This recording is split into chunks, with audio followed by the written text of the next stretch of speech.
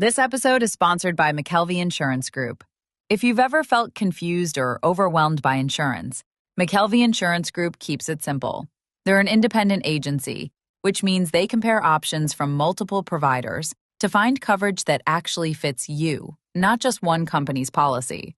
No pressure, no jargon, just honest guidance and real help. You can get a quick quote or a policy review at McKelveyINS.com or call 618-623-0080. Thanks to McKelvey Insurance Group for supporting the show.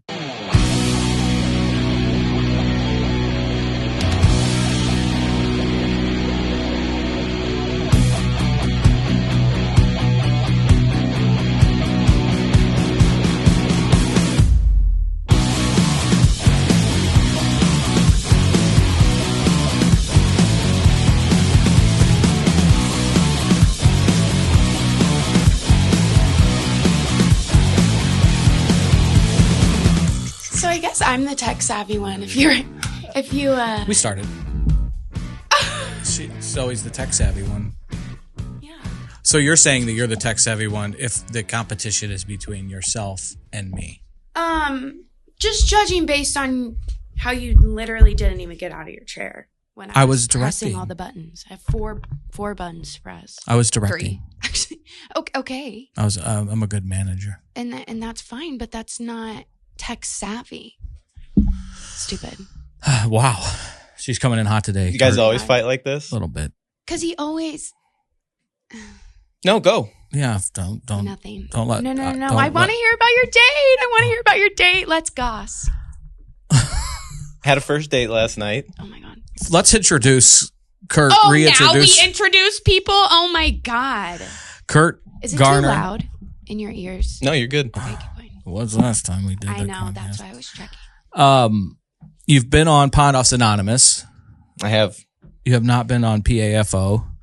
You Loyal listener, though. I appreciate that. They're Whoa, one of our really? 6. I sent him a screenshot yesterday. I said, listening right now while I walk Monty. And it was a screenshot of me listening to the latest episode. Happy birthday. Happy birthday, Monty. Oh. He turned 12 the other day. I'm hoping it's a dog. Not that kids are bad, but... We're on the same page. Okay. Yeah. Monty turned 12. Threw him a party. Whoa. I baked him a dog cake. Oh. 2 tiers. What kind? 2 tiers. Pumpkin puree. Yes. Oh, my God. Unsweetened applesauce. Okay. All natural peanut butter. Make sure there's no xylitol. That one. Mm-hmm. Mm-hmm. That's what gives Kim the... Yeah. Keep going. Her Kim can't have peanut butter either. Who's Kim? Her dog. What kind of dog is Kim? Purebred mutt. 38% boxer, 20-something% pit bull, and like 17% lab, and then a bunch of little random ones, like 2% 100% bloodhound. princess. Yeah, 100% perfect. I have an important question. Okay. I'm going to judge you by how you answer this. I hope you've already judged me at least a little. A little bit. Okay, so context, what is it? Dog in the bed, yay or nay? Yay. Okay. Oh my God. I mean, from animals to... There's just going to be dogs in your bed sometimes. Mm-hmm. You know what I mean? Sure. Anyway, hopefully it just is Kim, though. That's what I've learned. Got it. As far as animals. Okay, got it. Yeah. Well, okay. Candace has a cat. True. Oh and my they God. don't get along. And you're not... What the fuck are you supposed to do with a cat? They mark that territory, too. I don't trust them. No. Sneaky. And they're so fragile. Oh, you can't... Kim is a fucking unit. If she also loves to please. So if I say, Kim, get off my bed. Kim is the cat or the human? Sorry, it's the Kim dog. Kim is the dog. The dog. Sorry. Right. He sent me info to study before the episode. Really? Flashcards? I didn't read up on it. Oh my God, genius. You didn't prep. Anyway, I'm just saying, like... Yeah. I have 2 dogs in my bed, and Ashley loves it because they just create this little fortress around her, so I can't touch her. I have a king size bed, and it's just me and Monty. That's nice. And he's about 6. I think he was 68 pounds. Is he a lab? Black lab, Malamute mix. Whoa! So much black hair in my house, I can't keep up with it. Yeah. It just is That's what just it is. You just have to, yeah. Mm-hmm. I have white bedding. I don't. Wait, what drove you to that choice? I'm classy like that. I used to have red silk sheets and a black comforter. I have a waterbed. Did you hear? No, I don't have a waterbed. Mirror. Did you hear how I lowered my voice when I was talking about my I did. I was like, 18, 19, and 20-year-old K-Love 80 or whatever. K-Love, yeah. Like You're on with Dr. Love. Right. That's what I was like, what the fuck? You could expand the Pond Off podcast network and have like a call-in love show, dating show. Like a male Delilah. I kind of want to, I'm screaming. I kind of want to do that. Okay, pinning it because so do I. Do you have the capability? I mean, it's just going live on YouTube. We'll figure it out. I want to be a part of that. Okay. I don't even need to get paid. We'll connect. Yeah. It's you. My wheels are going to spin this whole show on this. I'm screaming. Well, circling. Oh, wait. Do you want to introduce him or can I ask about the date again? Well, yeah. So Kurt is a dear friend. He's a brother. Dear friend? Dear friend. Okay. He has been on Pond Offs Anonymous sharing his story with his struggle with alcohol and recovery. You got how long now? 4.5. I was going to say it was just after 4, I think, when you were on. It'll be 5 in August. With sober trips to Mexico involved in this sobriety journey. Mm-hmm. And you shared your story. So if you guys want to hear more about Kurt's story, definitely go to the YouTube page, subscribe, because my 12-year-old chirps us that we don't have enough subs. And go back. Shout out to our 436, though. I think we're up to 437. Ooh, Charlie, read it and weep. Suck it, Charlie. So Kurt is a co-host on TMA, which you've learned about over your course here at Pond Offs Anonymous. Yeah. Wow. You don't listen? I do sometimes. She jumped in the YouTube chat once. Oh my God. Yeah. Well, Chris suggested that I send a text in or call or whatever. But once again, if anyone listens to this, they know it's not really my thing. So I was like, let me easy access YouTube chat. Did you have a pen name? I think just my fucking, I think it's just my name. I think it was just Zoe. And I was talking to Iggy and well, I said something in there. But it was just to Iggy. And then I said good morning, sunshine. And then it didn't, everything's so quick. Someone else had sent a message before I sent that. And so then I just sent that in. And I was like, there's so many men that would pay money to receive a text like that from me. And now they all think unironically that I'm just wishing good mornings to men talking in groups. You don't give those away for free. Exactly. Iggy and I are friends. And I guess I don't know. It's and I know I don't know how Iggy nondescript. Were you there when Iggy, drug church, when Iggy brought Zoe a cooked piece of fish? No, I don't think I've been to drug church the same night as Iggy yet. He hasn't been there the nights I've been there. He brought you fish? Yeah, 2 6-ounce little. Salmon fillets. Yeah. Did you eat it? Yeah, I did. She really liked it. It was really good. And Joe Perry you think my dad loves his Blackstone and it makes great smash burgers, but if you think his smash burgers are good, you have to have a salmon. I appreciate Joe Perry's culinary expertise, but I would never rate a piece of fish over a smash burger, just by design. Would hate to compare, and it just kills me that you say fish. Literally. Did you notice that? I did. I thought it was a bit. Is that just how you say it? No, it's a bit. Okay, yeah, for sure. What? I don't really call it fesh. It's a. Every time I hear you say the word, stop trying fish, to make fash happen. I'm screaming. Yes, what? That was so good. I love that you're here. So we're gonna be co-hosts soon. On and you also I'm screaming. Shout out to Sound Story. You work with our esteemed leader and godfather in the world. Oh my God, Tim McCernan. At Sound Story, which I just love the concept. It's and in all seriousness, not just the limiting behavior, but when they started that, I was like, I even reached out to them because there's a way to sponsor that. I want to sponsor that, but it's a different model. Right. But what Sound Story is, so and Kurt works for Sound Story, is you can book, you can call and book a long form interview with Tim and a couple other people that do interviews with Joe Perry or your grandfather. If somebody is, it's geared towards maybe like a lot of grandfathers and grandmothers will go and do this long form interview so your family can have it forever. And it's really a cool concept. Yeah, just like a digital heirloom for families to have to keep our loved ones' stories preserved forever. You know what? Like I envy is, and Doug's talked about it a little bit. I miss, and I used to take it for granted. I miss sitting with my fucking grandpa on the couch and listening to his long ass stories. And we used to kind of make like grandpa's telling a story, better pack a lunch. But now what I would give to go back and sit and listen. He was in World War II. I mean, and so the stories that I bet you guys have heard doing that. Unreal. I mean, it's just people, like human beings. Like on the one, I think only book I've ever asked for like Christmas were the People of New York. You've heard of that? Have you heard of that book? I don't know what it's a pictures of, they did one of St. Louis and the people of, and then insert, and it's like great photography. Yes. Candid. That's a good word. Like, in like black and white sometimes. And then just like gives a short blurb of a story. Sure. Of, it's just like, human random people. And the stories behind these human beings. It's like a history book in the making. Bingo. Like that's like the shit that's important, not like so it's cool 10 work. Years, what should we put in there? And this is, there's a sad element to what our product is. Gotta be.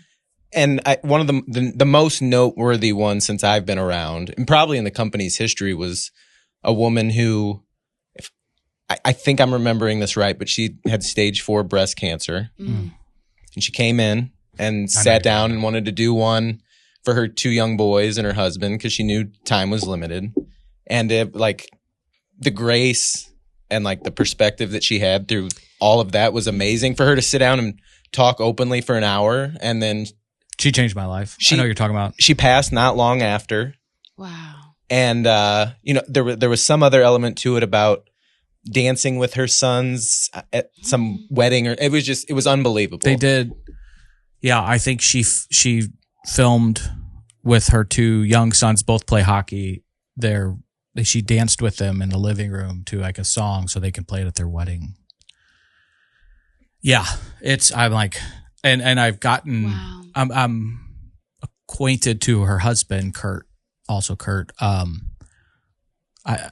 don't mind. I'll share her. Her name's Kurt Garner, because she came to a TMA live event, and her outlook, and because she did an interview on TMA, right, and her outlook on life facing this terminal illness, it's just life changing. I mean, when you hear this.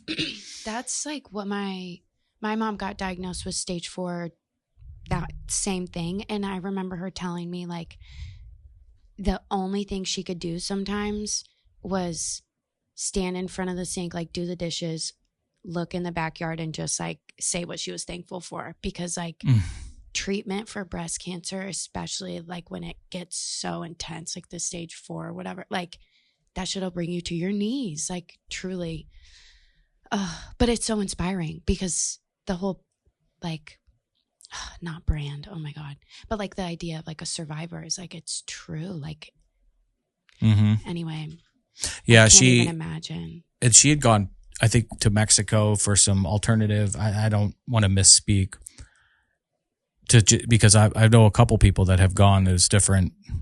Maybe what my brain thinks it, and I know I'm not speaking probably medically 100%, but I think there's less regulations. Doctors are allowed to do more experimental. Correct. Oh yeah. And I've heard some really success stories. But she fought it to the end. What a gift, I think, through Sound Story and that show to be able to be a witness to her story. Yeah, it was incredible. We had one not long ago. An older woman told a story of, she grew up in a different time and she got pregnant at 16 when I guess it was way more taboo, and the experience of having to keep that from the community and family, and wasn't her keeping the child, not terminating the pregnancy, but keeping the child after birth was never even on the table. So here she is at 16, not only going through pregnant as a teenager, but also being scarlet lettered Oh, boy. And being sent away to a place where, you know, they told the community and even family members that she was just off working for the summer. Right. To hide the pregnancy. Yeah. And then she gave birth. It went to the nursery. She kind of could see it from afar. It didn't have a nameplate on it in case somebody would see a last name and connect the dots. And the baby was put up for adoption. And she connected with her later on in life. But I can't imagine at any age. That's but that at housemaid 16, show shit. Handmaid's Tale? Yeah, whatever. Yes. So that's fucking fucked up. sick. But, and also, like, was probably pretty common. It's also giving, like, Dirty Dancing vibes. Like, when the blonde, like, I got knocked up. But it was, like, it had to be so secret and that she was pregnant. And then, like, how the doctor dad, like, was the secret doctor, like, all of that. Like, it just had to be so scary to feel like, okay, well, now it's not just that I'm alone. It's me and then this human inside me that are alone. Hearing these stories, like on a louder platform, you guys hearing them interviewing Sound Story and knowing that when you sit with someone and hear their personal experience, it's so hard to be like dogmatic, black and white. I'm over here on this side and you're over here on this side on an issue. Mm-hmm. Like when you have a person and a human being that's lived this unspeakable trauma, it fucking changes you for the better. I agree. That's why, like, being in person and putting out media, I feel like is important. Like, because the humanity is like what has gotten us through like all of the ways that we've been mean to each other as humans. Like, but it's lost on like online. Yeah. There's an ability to dehumanize who I'm trying to outwit to prove my point on Twitter. Right. That's not a human. That's a. So you're like kind of saving the world, is what I'm hearing. Me? Yeah, you're. Tim.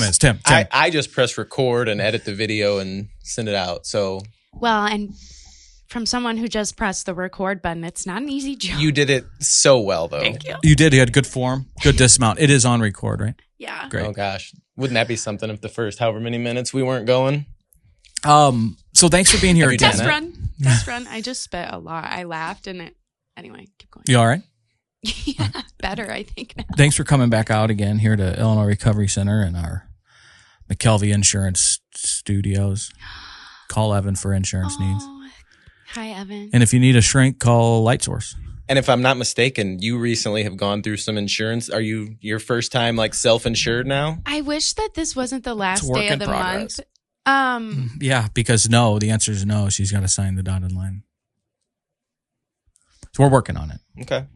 Thanks for asking. I've been following your journey through the podcast. Thank you. So. I'm honored. No, it's like I snoozed an alarm yesterday for 4 hours. That was call Eric, which is Evan's lovely friend who's helping me. Because after we talked, he connected you to a health insurance expert. So we're anyway. I feel like we did have this conversation recently. Yesterday. Was it just yesterday? Yeah, on the phone, and I was like, okay, I'm going to call him this afternoon. And you snoozed her. You had to get to Brooke. Oh, not even, dude. Candace was home, my roommate. And I'm moving out this weekend, and at best, we're like a little codependent, and it's really hard. Pray for Candace? Mm-hmm. Okay. Are you moving out to go solo? Oh, no. I like living alone, but especially in this day and age of like isolation and stuff, I've like really come accustomed to roommates. But no, I'm moving in with my friend that I met in grad school. She's from St. Louis, and her family has lived in this house for 6 generations in South City, and so her parents just rehabbed it, so we're moving in there. South City? Yeah. That's where I am. Okay, go off. 63109. Wow. Is that the zip code? Yeah. Because oh my God. I can't. Every time I move like a block away, it's a new zip code, but it's all like a little bit the same numbers. What park are you near? Do you know? I thought last time I said what park I was near, you said, don't give them your whole address. What? But Fox Park. And Benton Park. I think. Oh, okay. Gotcha. I love South City. I do too. I think that's South City. Am I referring to the red place? Okay. Yeah. I've heard it for years. South City. It's in South City. What dialect did you just go into? For years. Is that in Brooklyn? I don't know. It's what Oliver and I do there's one that's a little raspier. I've been doing it for years. That's a cigarette smoke in Brooklyn, I think. That's what I was getting. Yeah. Okay, great. Oliver, if you're listening, it's named. It's been named. So now you can ask your question to Kurt that you've been dying to ask since before we Thanks started. for permission. You Okay. got it. I'm ready to know the debrief about your date. Your first date, which was to... Putt Shack. I'm a serial Putt Shack first date guy. I know you're anti, and I'm sorry. I feel like the putt that you're anti is different than Putt Shack. That's crazy. Have you been to Putt Shack? No. It's different. Isn't it a bar? Yeah. Plus, worse. Oh my God. So overstimulated. God, sorry, Kurt. No, it's fine. He actually doesn't internalize everything. So maybe you could. I sometimes do. I'm working on it. I but figured. Felt like a good. Sure. Anyway. It's not you. It's your dates. Went to Putt Shack. How'd you shoot? I lost 2 out of 3. Oh, wow. And I don't let any date at Putt Shack, like if I play my hardest every time. What hole got you? The roulette wheel? What hole got me? Maybe the Tetris. Yeah. That's a struggle. Yeah. For the record, Putt Shack raised access floor was built by Engineered Design Facilities. It's a great place. Yeah. I think I've taken maybe at this point 20. Holy shit. Wait, whoa. You're just taking girls you're just taking Women. dates there to like see who can perhaps beat you in putt-putt? Is this like a pretest? No, I'm comfortable there. I'm a big fan of an activity-based first date. Okay. I don't ever want to eat on a first date.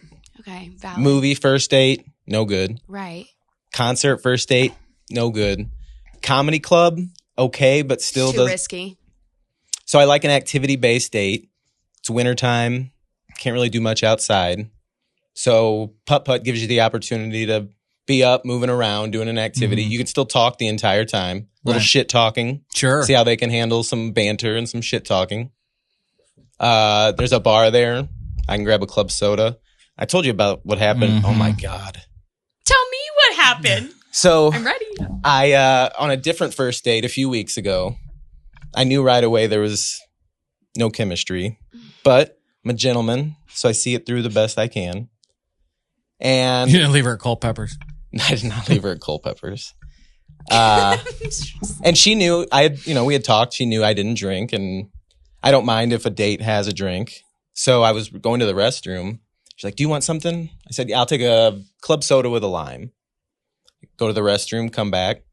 There's 2 pint glasses, one with a lime, one with an orange, both clear liquids. I ordered a club soda with a lime, so I picked that up, take a swig, knew right away. The bartender put the wrong garnish in the drinks, so I drank vodka club soda with a lime. She had a club soda with an orange. The bartender messed it up. So I had about a sip's worth of vodka club soda after not having a drink for 4.5 years. Oh. And for about 30 seconds, I felt awful. Yeah, I've been there. Yeah. But then there was perspective. Like, there was absolutely nothing I could have done there. Right. There was no intent. But also, yeah, that's kind of like the whole recovery thing is like, this is how many days I've been away from this thing. And with me, it's because people have asked me you've proved you're sober now. Don't you think you could have a margarita? And I'm like, no, because internally with me, setting 0 days since our last accident, going back in my mind, I would know I set the clock back to 0 days. Right. Even if I didn't have another one for however long. Doesn't matter. Right? Going back to day 0 is enough of a. Won't do it. So when that happened, I'm like, oh my gosh. Right. What do I do? Because I'm the one who makes the rules here. I choose who I tell. I choose the story that I'm going to tell myself. But I mean, a thimble's worth would be exaggerating because you picture taking a drink through a straw, right away it's a foreign object. Mm-hmm. I don't beat myself up over You were it. sharing with that with me a couple weeks ago, and it happened to me once during a fantasy football draft at a bar in Belleville, and my sister Brooke was actually there. Shout out, Brooke. they had a girls' night last night, and we're going to hear about it here on the show in a minute. But Brooke, like, I spit it out. My buddy Screech was there. He's not sober, but he was mad. He's like, he's sober. You can't do, like, I'm like, calm down. It's an accident. I spit it out and I ran to the bathroom and I like was rinsing my mouth out with water, and Brooke had a meltdown. She was crying. She's like, he's going to go back to the way he was. Like, it was worried that it would like infect my brain and I would be like diseased again, like in the movie Outbreak when they get the Motaba virus. Like, it was. I don't know movies. Is that Renee Russo? That is. She's. I think she's really pretty. Yeah. Mm-hmm. I've Mr. Skinned her. Sorry, that was a real. Please donate to my cause. So, yeah, Renee Russo, Dustin Hoffman, Cuba Gooding. Ooh. Was the pilot in there. And then Donald Sutherland was the real asshole. Wanted to, not save the world. I need to rewatch this. I got all weekend. Maybe I'll watch movie. Outbreak. So she started crying hysterically, and in my mind, I was like, I think I spit it all out. I don't think I swallowed a drop, but it's on your tongue. Sure. But it was a freak out situation. And I was like, had to get my bearings together. So I can only imagine if the date had no chemistry in the beginning, that's a kind of a curveball. And I didn't hold it against her. She didn't have anything to do with it. As far as we know. To have it happen on a date where you knew you were just kind of playing out the... Right. Yeah, you're kind ready like to get the tab at that point. Perfect opportunity to like have a jarring experience though. Like, nothing to lose. Wasn't into that girl anyway. I only scheduled an hour and a half, and now I'm going to go put the whole thing behind me. So are you on the apps? I'm pretty much exclusively dating via the apps at this point. Nice. Okay. I mean, it is what it is. It's just like, my lifestyle. I don't do a ton. I don't go out. I'm at the gym quite a bit, but the gym pickup is not in. I don't have that club in my bag. Talk about a dating profile. My bio for like years, still in the rotation. Honestly, Anglerfish.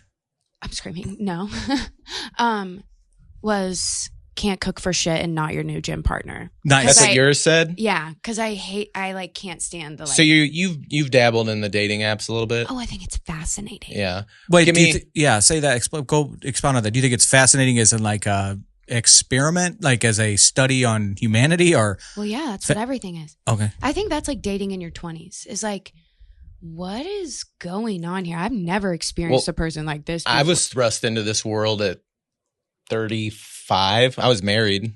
Yeah. I was like, you were born at 35. Yeah, like, it's like a reverse Benjamin Button situation. It was an immediate like full human shooting out. Anyway. I was married for 5 years. Whoa.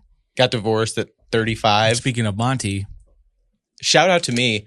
About a month ago, I got full custody of the dog. Oh my God, that's a big. Oh, that's not what you were referring to? I was referring to your joint custody. I didn't know that it because it's been a thing since you've been divorced. Yeah, for the whole time that we were separated, and then throughout the divorce, started week on, week off. Wow. Then because of some geographical situations, we went to month on, month off. Wow. That's a hard month for you. Absolutely. The week on, week off was okay because the weeks go by quick. And there's something too, like when I have him all the time and then I didn't, I felt like I could come and go a little more freely. Because you can. Yeah. Because you can. Yeah. But then the month off was terrible. That house gets quiet and stuff real quick. But about a month ago. Like, no phone. Do you need to answer your phone? Nah. Okay. You guys both keep the that's a robocall. I've been getting them for the last 2 days to my work number or my Sound Story number. And how do you get them to stop? Do you know? I have no idea. They're different numbers every time. Stop giving your shit to data centers. Settle down, bro. You can't. We can't help it. Everything already. You don't have to take your phone off the table. I was mostly razzing Chris because he keeps his on the table and it vibrates the whole time. I heard it buzzing. That's annoying. Sorry, I'm going to respect the podcast space, okay? I got to have it on the table. So So I'm a little, unpack this for me. I feel sad for Monty. Is this a good, like, it's objectively, it's a good thing for him. Okay. I think, because he just turned 12. Let's be realistic. Not a ton of years left. Sure. And I don't want him to spend his remaining years like going back and forth on a 6-hour car ride. Oh shit. Fuck. Yeah. My ex-wife moved to Cincinnati And insisted on the dog? No. I want to make this clear. Oh, sorry. She was super respectful and accommodating when it came to Monty issues. I could not say anything negative about that. Sure. Good on you. The whole team here. I mean, if she was here, I would say the same thing. Yeah. I appreciate your loyalty, blind loyalty to Right, Kurt. the way that I'm I am too. Right. Keep going. So I didn't want him to have to make the commute. And he's been in the house that I live in for his whole life. Okay. And I just think it's the right thing to do, to have whatever years he has left comfortable and familiar. And so it was best for everybody. I wanted to have that conversation with her, but before I could, she messaged me and was like, "Hey, I've been thinking about this a lot. I think it's best for him that he be with you full time." Some of her life circumstances changed, and sure, it was in everybody's best interest. Okay. So, will she ever see him again? I would, if I had to guess, I would say yes. Okay. I would never keep him. Yeah, from her, I don't think because Right. she still has family here in town. So if she's back in town visiting her mom, and she's, "Hey, can I have Monty for the day out at my mom's?" Of course, I would want that same respect. Mm-hmm. Yeah, absolutely. And as a dog, not just friendly, like loving fucking group of people podcast this is. I've shared it often. But losing Bristol in December of 23 is the hardest thing I've had to get through sober. And the thought of like month off and month off, month on and month. I did 1 month without her, like 2.5 weeks is when I was in treatment. And she went to my mom's and I missed her.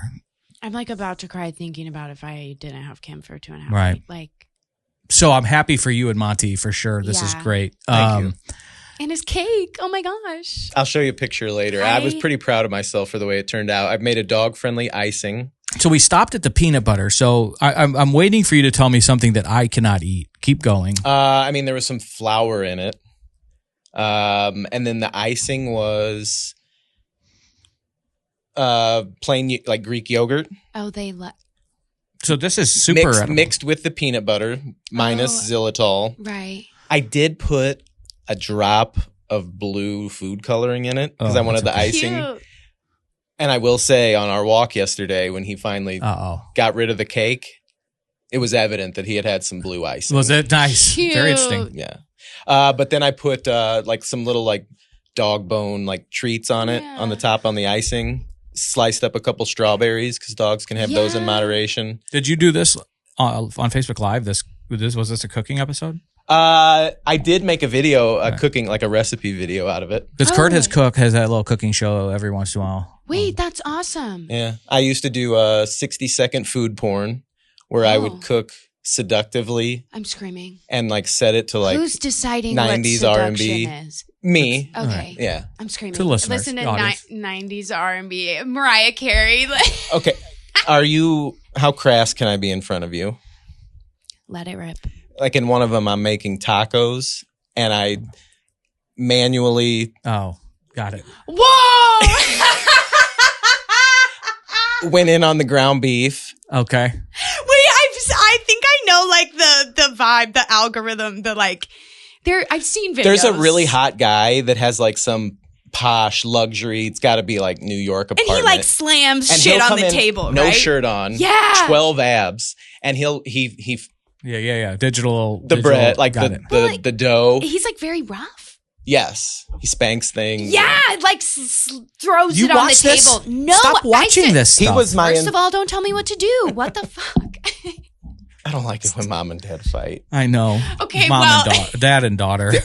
Good thing my mom's not here. But yeah, he was my inspiration for 60-second food porn. Okay. Shoot for the stars. KJ. And then I won't say what the next theme was. Why?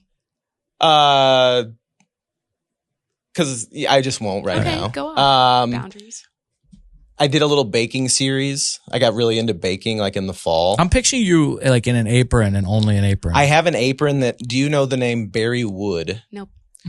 You got your phone by you? That's okay. I was just going to say, do a quick Google search for Barry Wood. But I have a Barry Wood apron. Okay. So I would usually wear that in these videos. But oftentimes it would get zucked. I know what that means. Do you know who Barry Wood is when I say don't, that? but I know what happens if you get zucked. It's too inappropriate for Facebook, which is such a, with the shit that isn't getting zucked is fucking wild. Barry Wood. So in meme culture, a handful of years, maybe a decade or more ago, there was a meme of a big, stocky, muscle-bound African-American gentleman like sitting on the edge of the bed with just an absolute hammer. Right. I still send it. So, and like it would hide it in little things and you'd zoom in and then there's Barry Wood. But I have the Barry Wood apron where this is pixelated. Is that his name? Is Barry Wood? Yeah. Oh, great. Yeah. Yeah. Shout out Barry. Shout out to Barry Wood. Kind of reminds me of myself. So yeah, I had that series. But I did you find it? I saw her reaction. I like can't. He like says things. I did. It was simultaneous. It was just too much to happen at once. Him saying that and finding this. But I'm the apron. Which one is yours?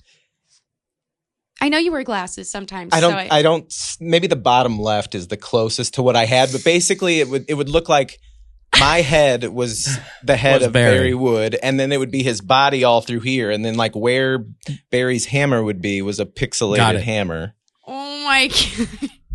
So that's awesome. But I love to cook. I was baking for a while, but when you're baking for one, living alone, and the first cake I made, I ate like over the course of a week. Yeah. And then the next one I did over the course of like 3.5 days. Yeah. The next one was like a day and a half. I'm like, we gotta rein this in. You're getting like a bigger apron. I was giving myself diabetes. Waist size. Do you know Tres Leches cakes? Mm-hmm. It's like a Mexican dessert. 3 milk? Yeah, 3 milk. You cakes. speak fluent Spanish. Yeah, I was a Spanish teacher in my past life. That's awesome. I was senior for 13 years. Wow. You've also gotten you and your friends out of some big trouble knowing Spanish down in Mexico. I'm screwed. That's a good story. I don't know if we can tell that here. Oh, well, it's up to you. It's your story, your life. Okay, so in November, we went to Tulum for just a little getaway. A friend of mine and I met down there. He lives. I feel like this is the new story too. This is the newer one. Yeah, this is kind of fresh. This is the strip club story. No, this is not that one. So my friend meets me down there, and is your friend sober? No, but yeah. So this is, which is I think a probably important part of the story. So it was Dia de los Muertos. Are you familiar? Okay, yes. Have you seen Coco? I cry Coco's every my time. favorite movie. It's which so good. Coco is involved in this story. Why do you know so much Spanish? Do you speak Spanish? I took Spanish 1.5 times.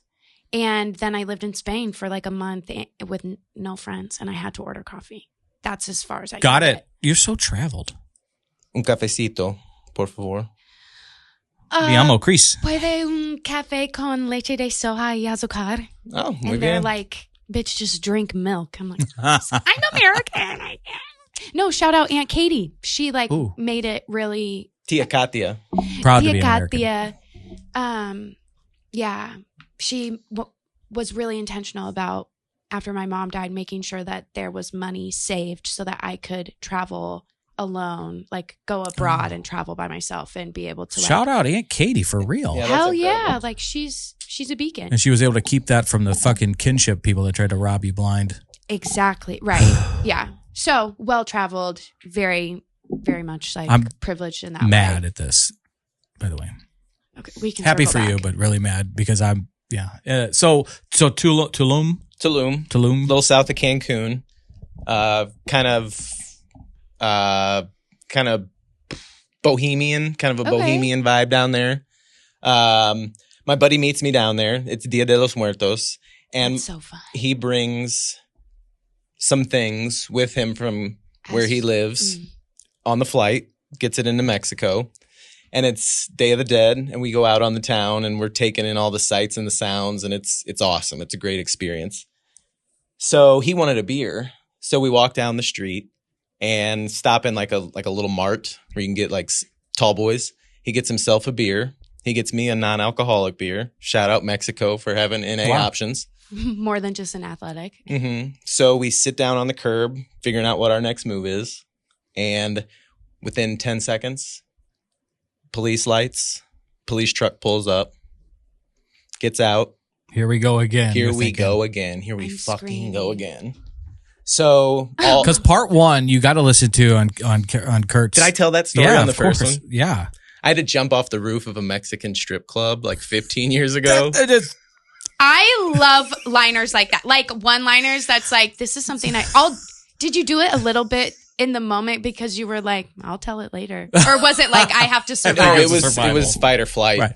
He didn't want to die, and I but flight. That's how my robbery story was. Yeah. Keep going. I love that. So the cops start questioning us in Spanish. The problem was it's illegal there to drink out on the sidewalk. And I just I've been there Come before. on, that's what they're mad about. And I thought they were country's on fire. I thought they were lying. I looked it up, and sure as shit, it's true. But it's like New Orleans, or like you just kind of think it's all just don't be an idiot. Right. Yeah. So they tell us that we can't be drinking on the sidewalks, in the bars, in the restaurants. Yeah, but out on the streets, even in NA. I think I mean, it's Mexico. Didn't it's want not to like push. Right. But it's not like it's America down there, and you can be like, I know my rights. This is not. They're like, fuck you, man. Yeah. Yeah. So let me ask you this: your friend speaks Spanish? Un poco. Okay, so you're the backbone here. I should have been, but with where this goes, I was loyal, but I'm like, all right, you kind of got us into this. Yeah. You're gonna use your Espanol to get us out. I was there if needed. Got it. So they tell us they need to search us. So they start emptying my pockets. They look in my phone case, make sure I don't have anything hidden back there. I'm good. I got nothing.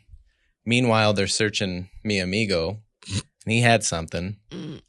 So they find something, and they tell us to get in the back of the police truck. Truck? Mm-hmm. Whoa. Like a FedEx truck or like a pickup truck? More like a pickup truck / like 4x4 kind of thing. Whoa. Yeah. Okay. Not where you want to be. I'm like.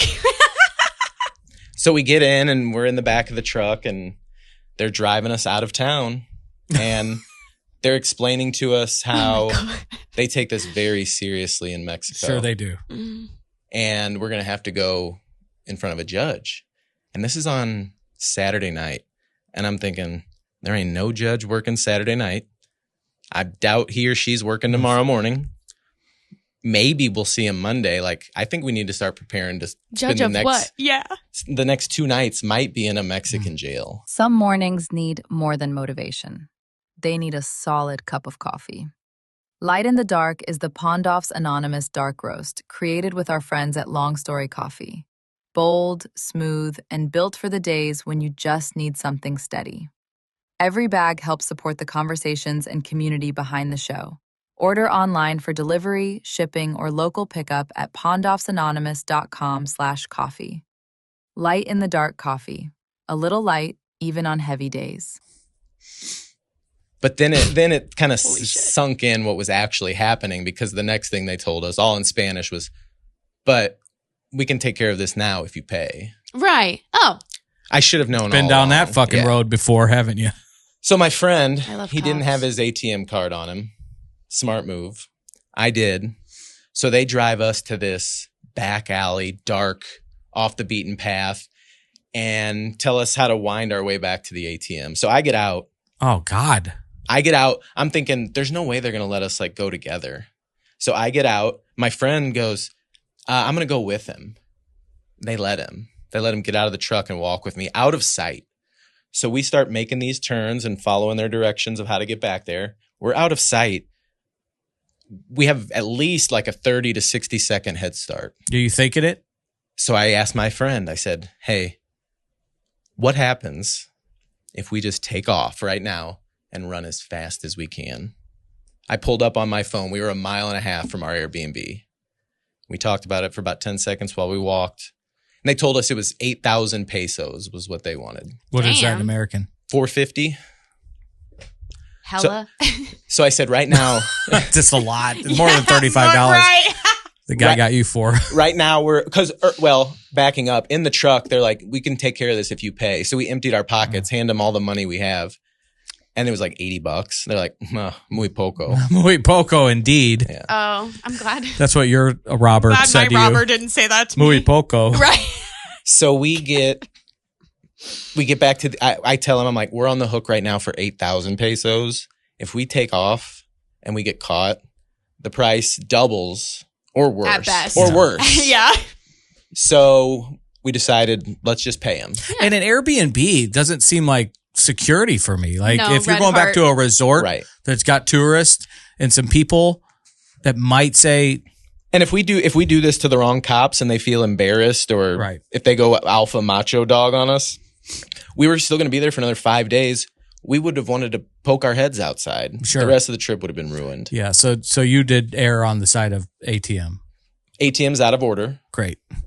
Snap a photo of it, walk back to the cop truck, show them the phone. There's a 7-Eleven like across the street. I'm like, can I just go over there? I go get the money. So you go to a 7-Eleven and pull out 4 bands. 4 bands. Listen to this fucking Sorry, dollar. 4,000. $450. Oh, 8,000 pesos Yeah. is $450. It's about 20 to 1. You can think of a dollar as God. 20 pesos, more or less. I won't, but keep going. So I take the money out after fees and exchange rates. I think it was about $480. Walk back to the cop truck, hand them it through the window, expecting that to be the end of the journey. It was not. They take the money, tell us to get back in the truck. I'm thinking, oh, they're robbing us and fucking us over. But to their credit, they just started driving us back to where they picked us up from. But they turned to my friend. They got the little baggie of stuff, and they hold it up to him. They go, toma, take it. Wait, they gave it back? They were telling us to take it back from them. Yeah, because they probably didn't want. Well, I looked at my friend, and I'm like, because what's to say he puts that back in his pocket, we get out of the truck, and they just tell their friends, like, hey, pick up these 2 American idiots and run the same play that we just ran on them. I think the only thing my friend could have done is take them and eat them right there in the cop truck, but that's not a good idea. What were they, either. rolls? Molly. Yeah. Old X, right? It was my first experience around it. What? Have you? Oh God, no. I had never. Yeah. So I had a little bit before this whole experience happened. Then the rest of it was taken. So they just dropped us off about where they picked us up, and we got out of the truck and walked back to our Airbnb with our tails between our legs. And I turned to my friend. I go, let's just go watch Coco. And we walked in back that same defeated pose. Absolutely. God bless you. We walked back to the Airbnb and we put on Coco on Disney Plus. Oh my and God, we just, it's so good. We just sat there kind of rolling, but right, yeah. So this whole time you're like a little bit on drugs. and I think it helped because probably normally I'm a nervous person, overthinker. I would have been a mess, completely level-headed. I think it actually was in my favor. Yeah. So you think that like you were a little bit on drugs and fluent in Spanish, and do you think that if those 2 things weren't true, how do you think it would have ended? Fairly similarly. Oh. I think they have this playbook that they run on American tourists. Is it Gringo? What? Gringos? Mm-hmm. Yeah, on Gringos. And actually, I think I could have negotiated them down because I read stories of them doing the same thing to people, like on message boards and stuff. And it multiple people said, "Oh, I just told them it was my last day of vacation. And I was out of money, and they got out for way cheaper." But I'm just grateful that I spent 0 minutes in a Mexican jail. Yeah. Oh, so wow. This is you're 2 for 2 the last 2 trips now. No, there was a couple of Mexico trips in between that you went solo. The one I went solo the first time, no issues on that one. And you were sightseeing, and because you love it down there. Right, I was gonna say, sounds like you go to Mexico a lot. I've considered moving. Oh wait. I don't know that I would ever have the balls to actually go through with it. Well, but now I heard it's kind of drama. Yeah, I would kind of drama. The fucking country's on fire. I met it the last time when I was down there last. I met a girl down there. Ooh. On Field. Are you familiar with Field? No, what is it? Fuck up. I'm literally... Do you know Field? No, but I like a little Latina. That's my favorite. Your favorite what? Food. Piece of ass. No, food. I love Hispanic Latina food. food. Latina food. Yeah, really good. I love Keep to going. eat Latina. You can say whatever you want as long as you're ready to. I am the reason I became. You can have a preference in the Latino reason women. I became a Spanish teacher is because when I got to college, I started off as a PE teacher major. Interesting. When I switched schools, I went to Webster. Okay. They didn't have PE, so I had to pick a different content area. So I took a Spanish class just because I knew I'd taken it in high school and I was good at it. Mm-hmm. And I fell head over heels in love with my foreign exchange teacher from Argentina. My man. Florencia. Flor for short. She didn't know I existed. Wow. But That's a way to do it. But I loved Flor. I was going to Spanish club meetings, sipping Oh my mate, God, and I'm like screaming. next thing I know, I'm a Spanish teacher. I went salsa dancing with my Italian TA who happened to be Puerto Rican, Zoe. Oh, fuck, that's her name. God damn it. I didn't even think about that. That was my name in Spanish, actually. Zoe, yeah, that was her name. Yeah. But I met I'm screaming. Zoe Robles.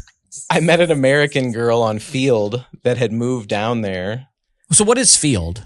It's a dating app, but it's more for Hookups? kink friendly. Oh, my. Got it. Okay. Yeah.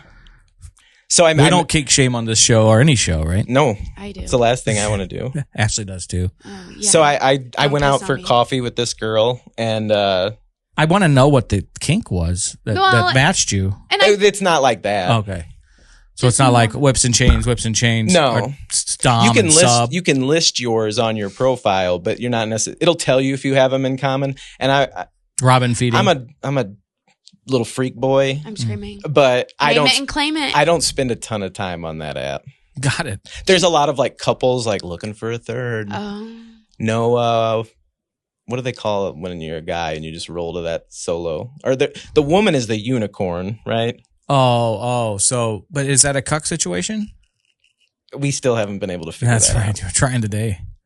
But I Yeah. met her, talked to her down there, and she had moved down there, and like that put a little bug in my head, like, man, why not me?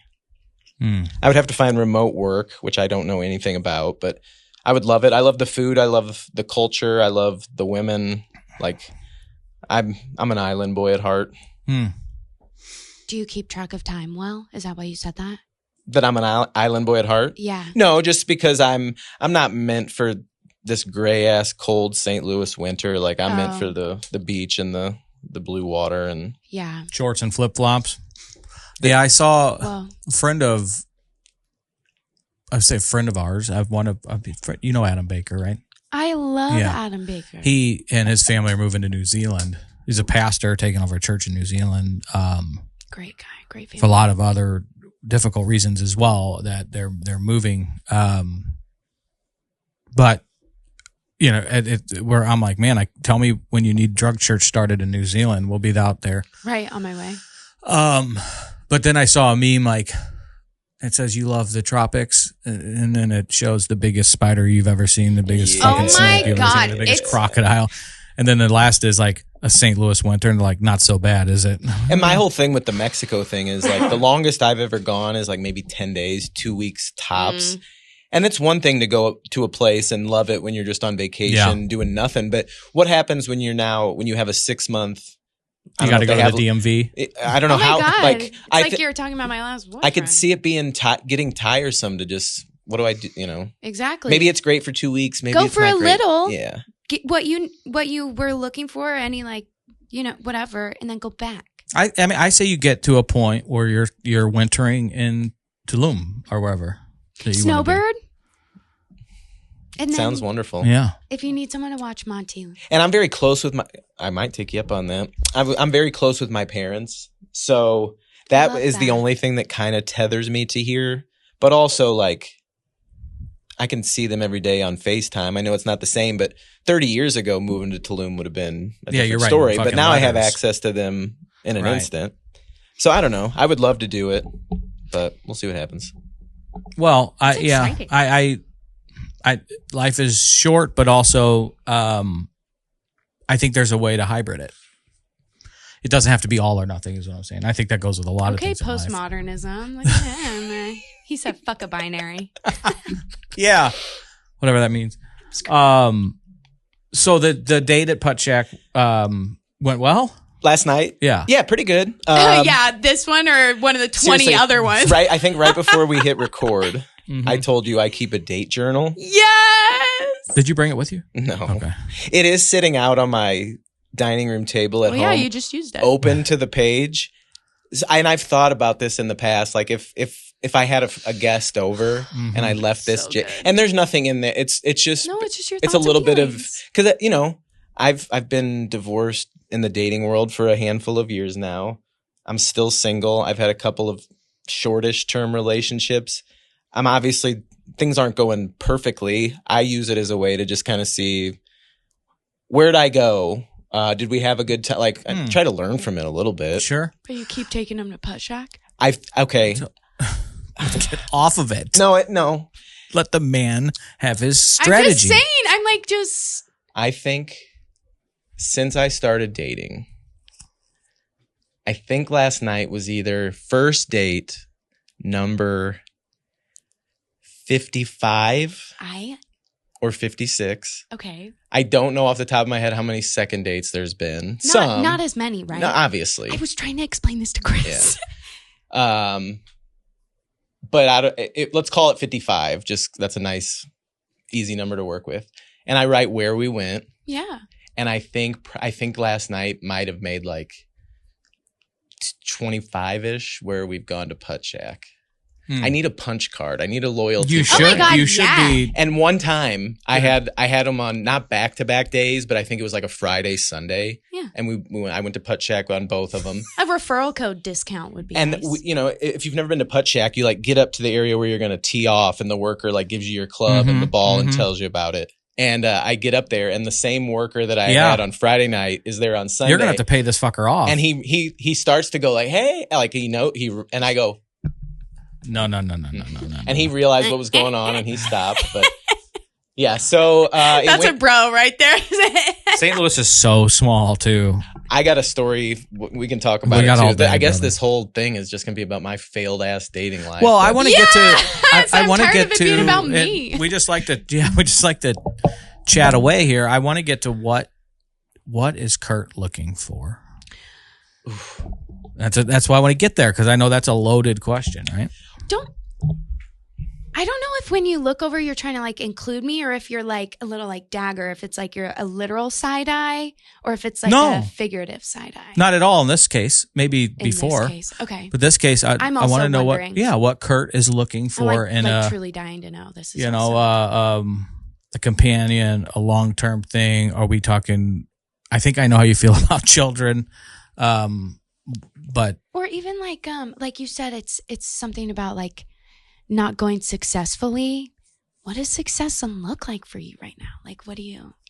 I'm monogamous by nature. Okay. okay. I am not super comfortable like dating multiple people at once. Exhausting. It is exhausting. And so usually when I find somebody that I'm clicking with, all the other conversations and matches, Right. I fall off Clear and I roster. focus Just on ghost on one. away. Yeah.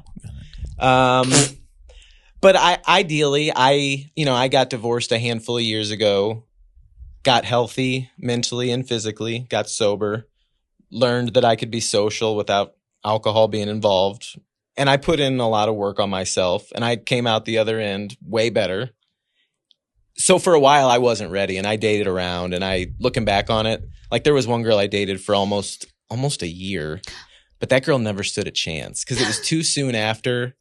Looking back on it, I knew from Jump Street that it wasn't a long-term thing, and I let it go on.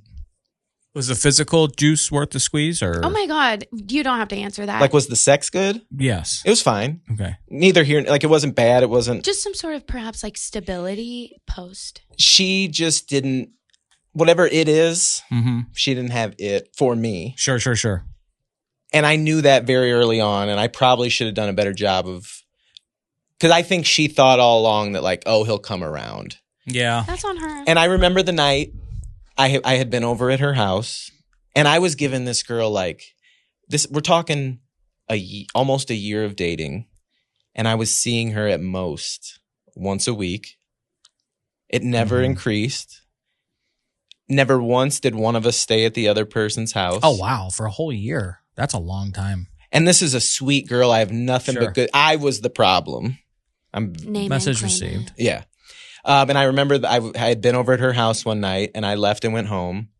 And I get home, and I think I was naked in the kitchen eating peanut butter out of the jar. Yes. Why Human I needed to say this part, I don't know, but I just remember that. Yeah, with the xylazine, or not the xylazine. That's the animal. Xylitol. Xylitol. And I hope it didn't have xylazine in it. And I get a knock at the door. And I go and I answer it, and it's her. And still naked? I think threw the door open. I think I put some clothes on. I've been waiting for this. Okay. And she basically, like, she had decided that she needed to have couldn't wait anymore. And she's like, hey, when you think about your future, like, do you see me in it? And you said no. And she left. Mm-hmm. Good for her. Yeah, no, absolutely. That's like, I'm live processing. Like, that's some shit I would not do personally. And I love that she did it. She let it, I mean, in my opinion, she should have done that to me sooner. Yeah, totally. Yeah, she deserved better than what I was giving her. Yeah, so I don't even know how we got there. What about Boston? Boston, I'm at, every once in a while, I feel like I've seen everybody that St. Louis has to offer on Hinge. Yeah. So I will go set my location just to browse the menu in other places. Yes. And I one time set it to Boston. Because you like Boston? I've never been. I just like, I think I did like Denver, Miami, and Boston. It's like a cool, like, mysterious vibe over there. I'm like. So I ended up matching with this girl that lived in Boston. And when we first started talking, I didn't know that she was one of the Boston ones. Because like it'll say you're right when your inbox is so fucking full, all these girls like banging my line. Throwing bras. It'll say your location on Hinge, and hers said downtown. So when I saw that, I'm like, oh, she just lives in downtown St. Louis. So we get to talking, and we discover that we have a good vibe going. We discover that she is in Boston and I'm in St. Louis. I'm not proud of this, but when she's like, well, then how did we match? And I'm like, oh, it must have been when I was in Boston. Traveling. Last month for work, and I was never in Boston for work. But I can't tell her that. You were trading I guess I stocks could at have, TD but I Ameritrade. didn't. Yeah. So we had a great vibe C-suite. going. Next thing I know, I'm getting on a plane, going to Boston to Fenway see Park. a girl that I've like sight unseen, just somebody I matched and caught a vibe with. So I go up there and I stayed there for a long weekend. It was fun. It was good. With her? Uh-huh. Whoa. Yeah. And then like the next, like a couple weeks later, she came and did like a week in St. Louis. I can't believe she housed you for a weekend. Think about it from the woman's point of view. I literally have no other choice. Having a man weird in and 2025 not weird, I guess. flying scary. halfway across the country, and you're just going to let him stay at your house? Yeah. Well, and she invited you, I'm presuming, right? Yeah. Like, so, you know, there are girls like that. Godspeed to them.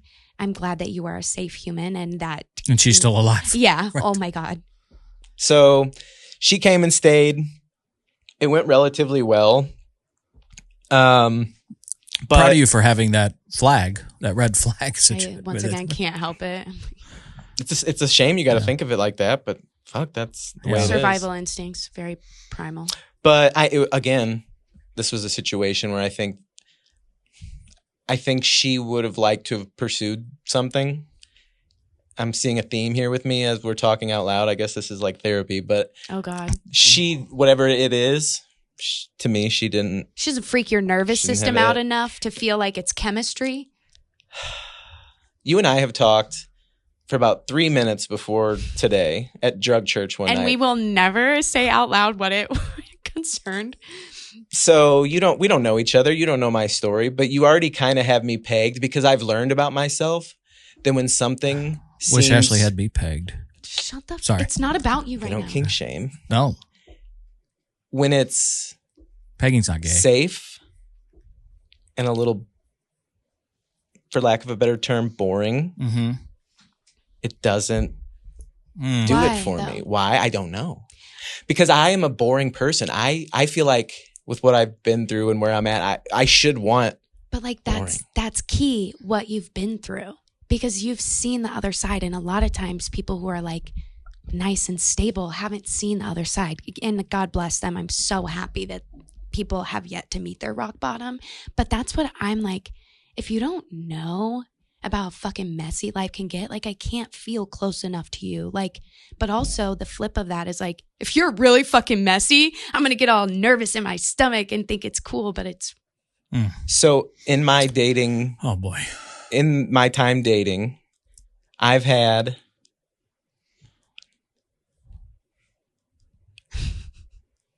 3 or 4 of these 50, whatever I told you earlier, where I had it bad. Yeah. And I thought I had something there. And with one of them, she drank too much and had a bunch of unhealed trauma that I think put me in a position where I couldn't have won. She wasn't available. I learned that the hard way, but I had it bad. But yeah. What do you mean had it bad? I thought I had the love. Yeah. You had. I didn't say it, but like, sure. And it all happened very quickly. It wasn't a long lasting thing, but I kind of believe like when you know, you know. And I thought with that when I knew, and it didn't go well. Keep going.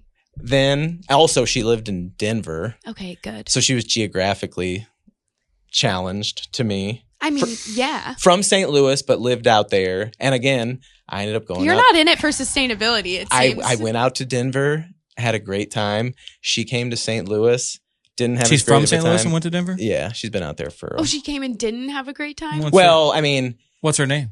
Stop. No. See if we cross swords.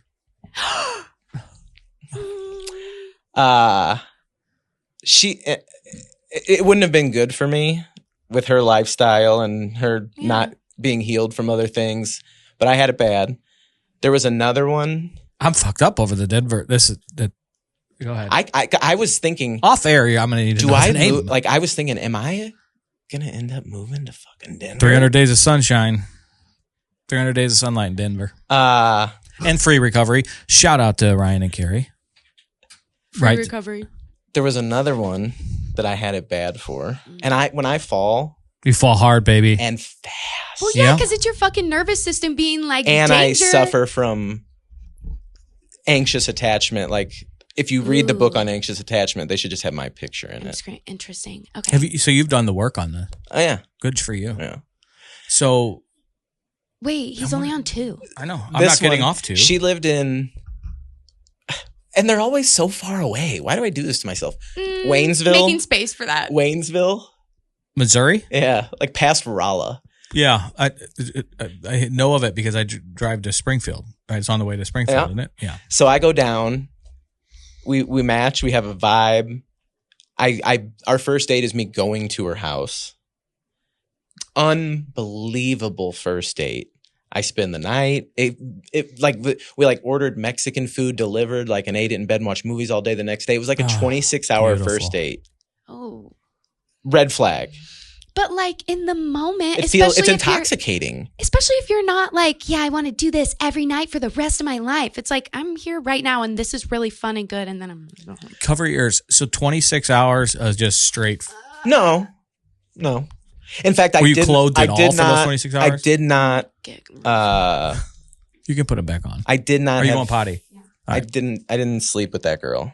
26 hours good for you. I mean, hit a triple. We'll stay on 2 until you get back so you don't miss number 3. She's got a potty. But I was crazy. I mean, and again, it's showing some flaws in my attachment and things that I fell this hard for this. And so this was out in Waynesville? Yeah. Like what kind of hotels in Waynesville? Did you say it was or did you say no, she had a nice big home. Okay. And I stayed there that night and drove home the next night. And how'd you connect with her? On Hinge. On Hinge? Yeah. So what is Hinge compared to I for 6 months out of treatment, the friends that are like sisters helped me. They had me do a Match.com and then an eHarmony profile. Yeah. And the whole time I'm like, what am I fucking supposed to say? I don't I never drink because you had to select, and never is a red flag. Yeah, I just got out of rehab. Like this isn't happening. Yep. And I hated it. And I answered my email once, and it just wasn't a thing for me. But those were the only 2 I knew of. Now there's the Bumbles and the Hinge. Yep. Field. I never learned about today. Tinder. I have them all. Tinder's not for me. I glance at it. What's the difference? To me, Tinder feels more hookup-y. Okay. Bumble I like, but I don't see a lot of. I don't bear. So a lot explain of it, because I don't. Maybe I'm the only one that, if out of anybody listens, that don't know the difference. But Bumble is what's the mechanism? What's the difference? So on Tinder, you swipe right or left. If you Okay. match with someone, either party can message and get the conversation going.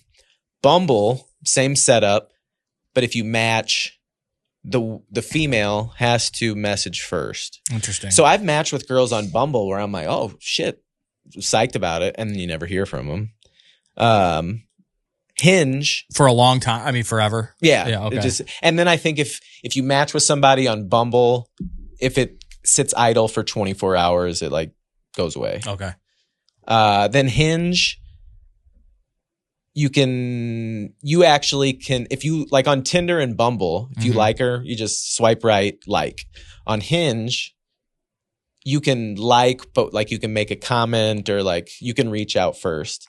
And I know what I am. I know what I'm not. Mm-hmm. I'm not the best looking guy on these apps. I'm not the Right. tallest. I don't have the abs. I gotta lead with some personality. Sure. So my move is to pick a picture or something that's in one of the prompts and say something that's witty or sweet that shows that I'm reading and paying attention and not just like, oh, she's hot. Right. But yeah, I like. We're going through. Welcome back. No. It's recorded. It would not be a good idea. I just heard witty. Okay. Oh, No, not he's you. explaining to me the differences between like Bumble, Hinge, and Tinder. Oh. Which one are we on? Hinge. I said I like Made to Hinge because Hinge does not you don't just swipe right or left. You can like, but you can comment on something. And I was telling him, I know that I'm not the tallest, abbiest guy on these apps. I like to let my personality come through. Hinge allows me to have that happen by saying something cute or witty or, Oh, so you're the cute and witty one. I try to be. Okay. I thought that was me. There's actually one called Lucid. Oh, It's for sober people. interesting. And I have it. I don't use it. I don't think it's very prevalent around here because like I'll have somebody pop up that's from like Owensboro, Kentucky. It's like, Hasn't caught God. on yet. what? Hasn't caught on yet. No. It may be in 6:30, Florida. whatever. So, let me ask you guys this, because you're both single, right? You've admitted it. Admitted. Kurt has admitted it. You're Claim. single. What? Okay, no. We're not just gonna move past that. What are Right. you single? Yeah. Yeah. Okay. He Are you just has currently such on the a- apps? No. So No. I'm like so fucking busy. I don't know. she's busy. I hear a lot of men talk all the time. God bless them. Love. Say it. No, I just there. Yeah, I. Jeff can edit it out. What are you trying to Nothing. say? We're working on Zoe a little bit. What the fuck? What Thank God, a break from me. Who's we and what are we working on? Well, no, I mean it. Yeah, I'm honored to take your spot. Yeah. No, I just Come on, say it. You like have almost been saying it for like 45 seconds to a minute, so I think you should. There was a prospect, and I was the biggest fan, and then I just have my heart broken a little bit, but that's okay. It is okay. I know. My point is that all you? Oh, okay. No, my point is that you're both single, and We're starting a dating podcast. so we're starting A live call-in show. Live call-in. Collateral damage. Do you guys? This is serious. So is it safe to say anybody single in 24, 25, now 26 is on the apps? The majority of people. I don't think it's safe to group a Paint with that broad brush. yeah, That's- like group okay. anything and say But everyone. are most people you guys know that are single? I mean, are they on the dating apps? That's a serious I'm question. interested in what you'll say. I'm the only single person I know. Oh, and And you've been In my age, in my because you've been demographic, divorced, yeah. which kind of In fact, shrinks my the last field. single. Well, no, my best friend, the Mexico story guy, he's single, but he lives in He lives far away. Is he on the apps? Yeah, because he got divorced. That's fine. He got divorced, and he did what I did, but he was on like a 3-year. I got a head start on him, so I got to watch him go through the pain of having your marriage fall apart, out of your control. Try to pull yourself together, and then saw him dive into the apps for the first. Because when he and I met the women that we married, either the apps weren't prevalent yet. We never had them until we were 30 something, and he was basically 40 years old. Yeah, well, I was 30 when I was on it for 1 month because of Sarah and Stephanie like sisters of mine created my profile, and I was telling you while you were taking a break. I had 6 months out of treatment. And there's nothing you can say. Like, I don't drink because I just got out of rehab. It's just not going to work. But they were so excited. And the only two that were out, but it wasn't even an app. It was a website. It was Match and eHarmony. Mm-hmm. And that's so I was saying now there's all these new things. Plenty of fash. I didn't like any of them. So I was like back to just old school tavern, barmaid. And then I met a church girl. And meeting Ashley was that your phone ringing? It is. I knew that asking Ashley out, and if I had the blessing of her saying yes, that that I had to be ready to just play in the big leagues and not be a man and not a boy. Show up. Well, seriously. I mean, I'm being serious because I believe you. she was such a serious, sweet, strong, independent, delicate, all the things. And I respected her so much. Yeah. My previous relationships, I was growing up, I was playing, there was all the games. Talk about the things you guys were talking about earlier with the fucking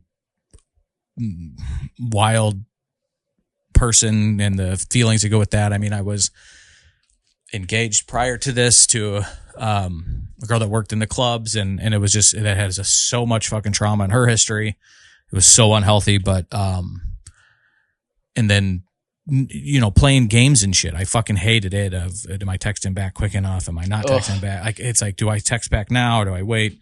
Never. How many hours? All this bullshit. And then with Ashley, it's been 0% of that. It's been all respect, kindness. It's like trust. You trust that it's outside of whatever little bullshit is. I love that. Probably. Yeah. Because it was, I told myself it took me 2 weeks after she gave me a number to finally ask her. And I was like, it's because I had to make sure if I'm taking this step, I got to be ready to be a big boy. Oh my God. Like that Jay-Z lyric.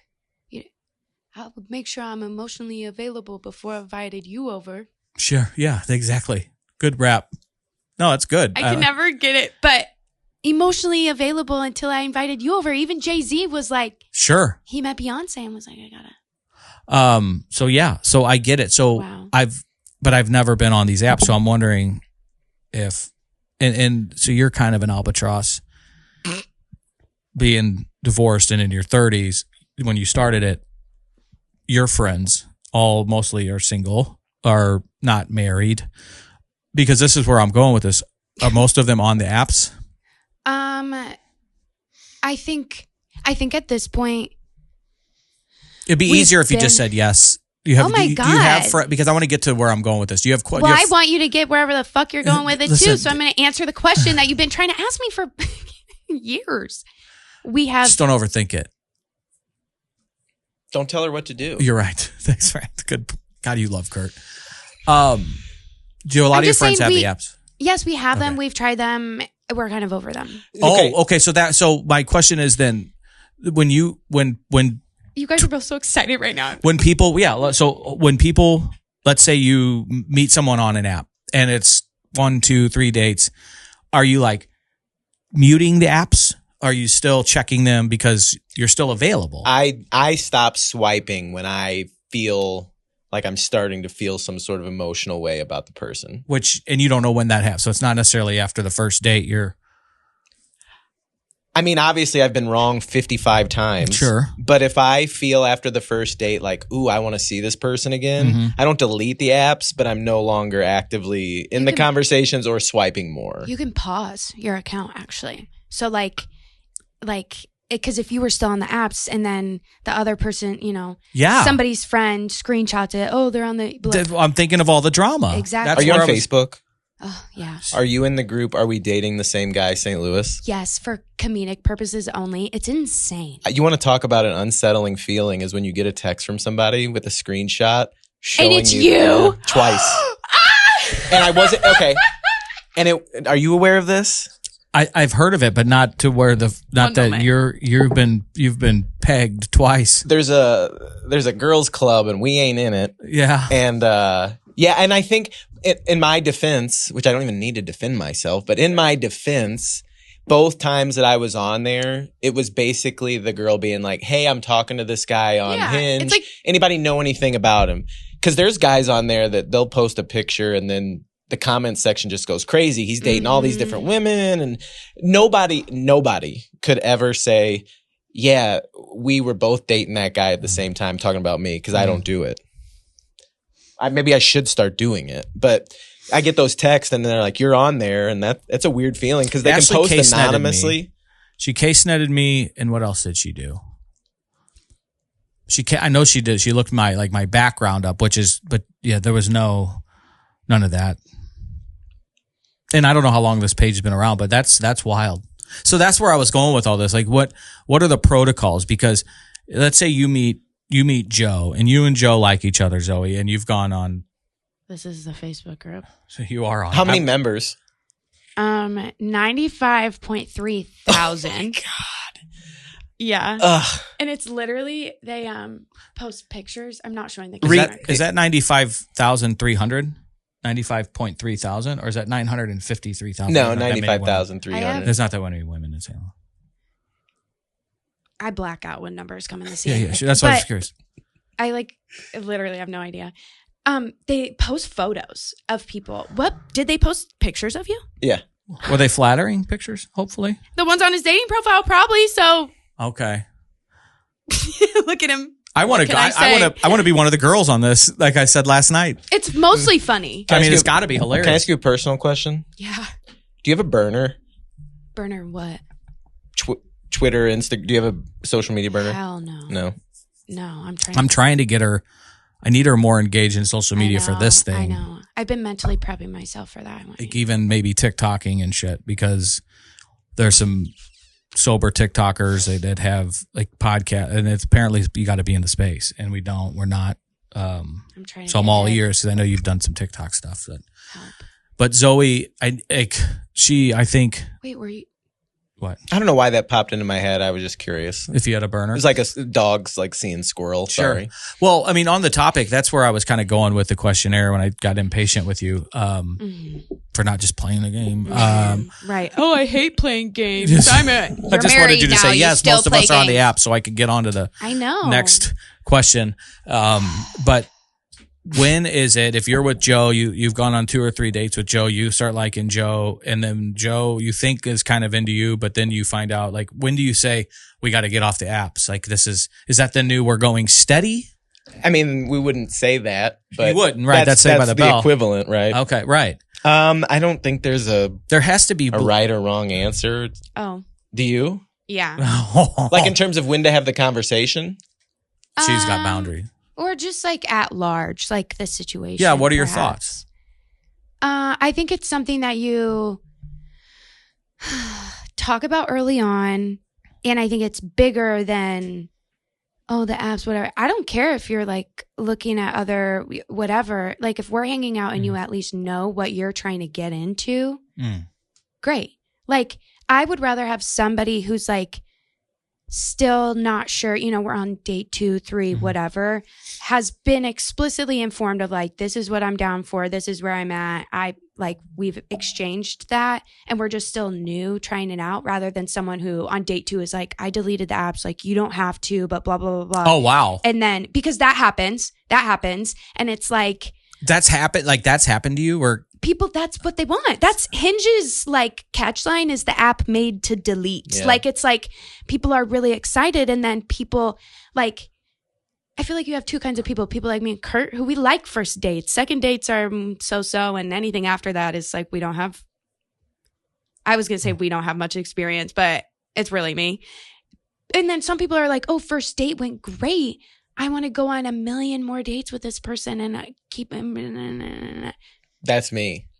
Oh, I don't like all these. I'm not happy when I'm saying I've been on 55 first dates. I was wondering. That's not how the lifestyle I want to continue. Right. So because yeah, you're so anxious. getting to where what you want.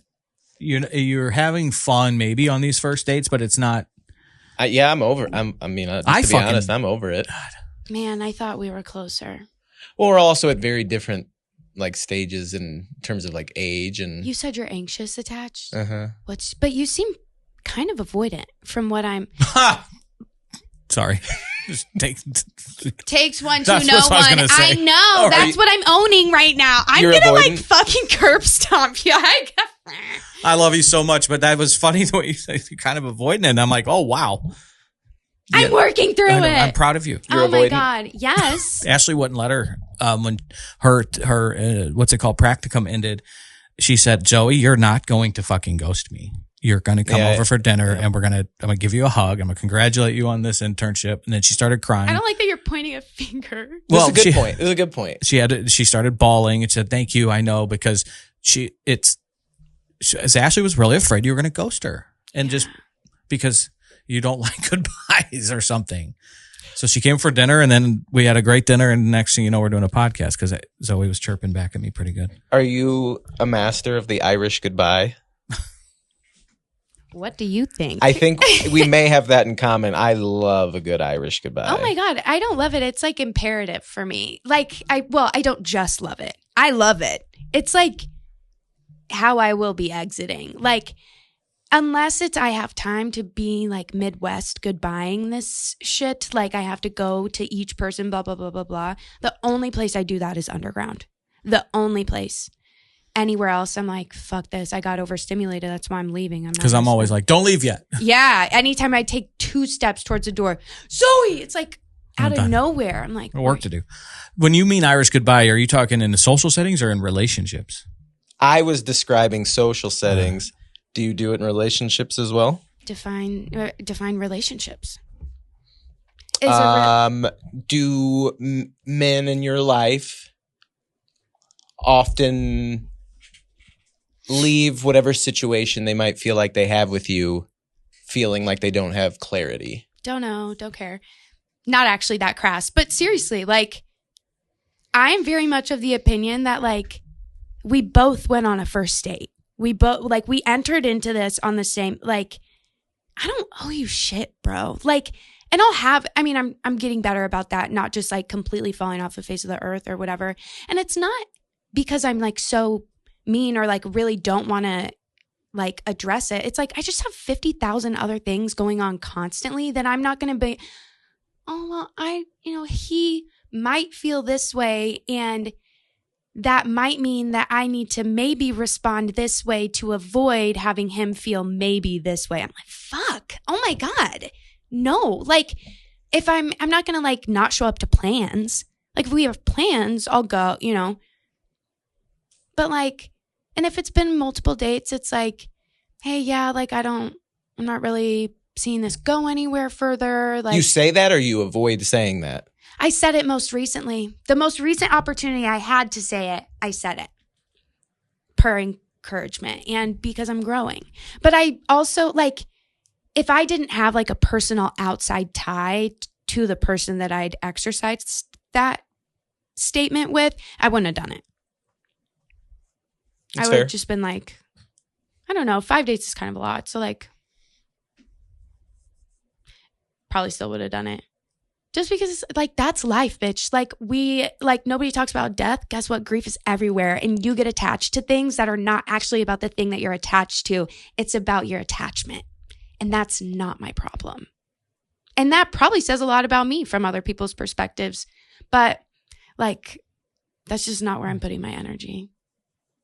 because then it's also, what could I have done? Could I have gone back? Blah, blah, blah. Responses from him. I'm like, this is not a conversation I want to have. Like, this is a nicety I'm maybe going to do for you. But like, I'm already done. The fuck? Anyway, I digress. Thanks for asking. Mm-hmm. Sorry to literally anyone who listens. And you've had your heart broken? Yeah. So like it's been that has happened to you has the shoe been on the other foot? Yeah, his name was my dad. Oh, yeah, got it. No, I mean, like, true. Guys just... True story, but... I've found that, like... And I think what you were saying of, like, I keep finding myself going on dates with these girls that live hours away. And it's like, I think I a little bit do that, too. Like, they don't know all of me, all of whatever. And so they just get this part of me in my first date part, or like whatever mood I'm in that day, whatever. And then that's it. And that's what they run with. But then I end up, I feel like, always feeling a little bit estranged from whoever the person is that I'm in a relationship with. How old are you? 26? Yes, as of Saturday. How many times would you say you've been in romantic love at your age? Honestly, this is a great question. You should take notes, first of all. Why? Not to shit on you. This is just, he's asked me like really, probably 4 like really good questions. And you do. But we're just gonna. You asked me a good question a few weeks ago that like really made me think. I appreciate you. Don't get defensive. I'm not. You're a co-host, not a guest. We're friends. I know. I ask you this stuff privately. Totally. Okay. We do have our debriefs for our listeners. Chris joined my Monday morning debrief. It's one of the girls. But can you repeat it? I'm sorry. At the age of 26. Oh, romantic. How many times do you think you have been in true romantic love? And just so I'm setting parameters. Yeah. Like if you look back at it and you're like, oh, I thought I loved that guy, and it's got to count. Mm-hmm. You know it. You know you loved that person. I know what you mean by that.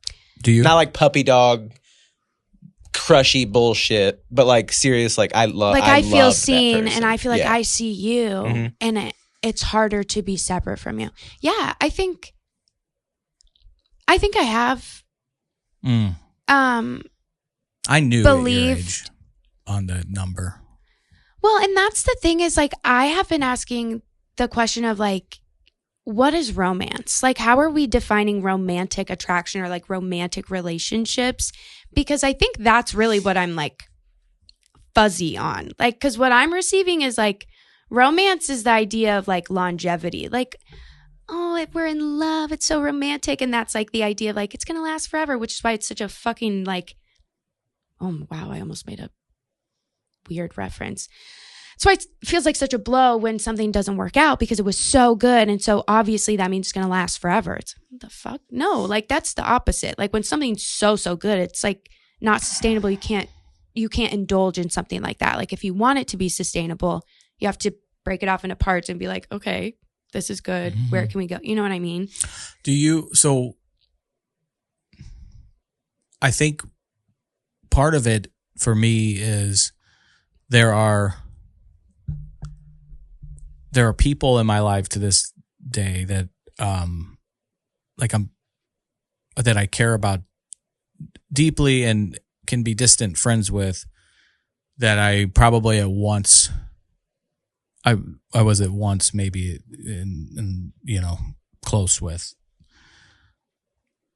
So when Kurt's asking you, like, have you had a relationship that has ended that you every once in a while think about the person or want them to have a happy life and would be cordial friends with down the line in the future, or is it just complete done? Like have you had one of those breakups? Like amicable? Well, not just amicable, but you care deeply enough for the person that yes, the breakup certainly it would probably not help the relationship with the breakup if it ended on some sort of bad betrayal. Right. But if it just ended and you know, you got like some wounds heal and there's still like a platonic love and care for that person's well-being and happiness and family. If you want them to get married and have a great wedding, all that shit. Like the other people, and maybe I don't know, maybe you don't, I'm just asking you. No, I haven't had that. The longest I've ever dated someone, which anyway, it was like 6 months. And it was like some guy in college and like, this is a guy you told me about? The Anglerfish guy?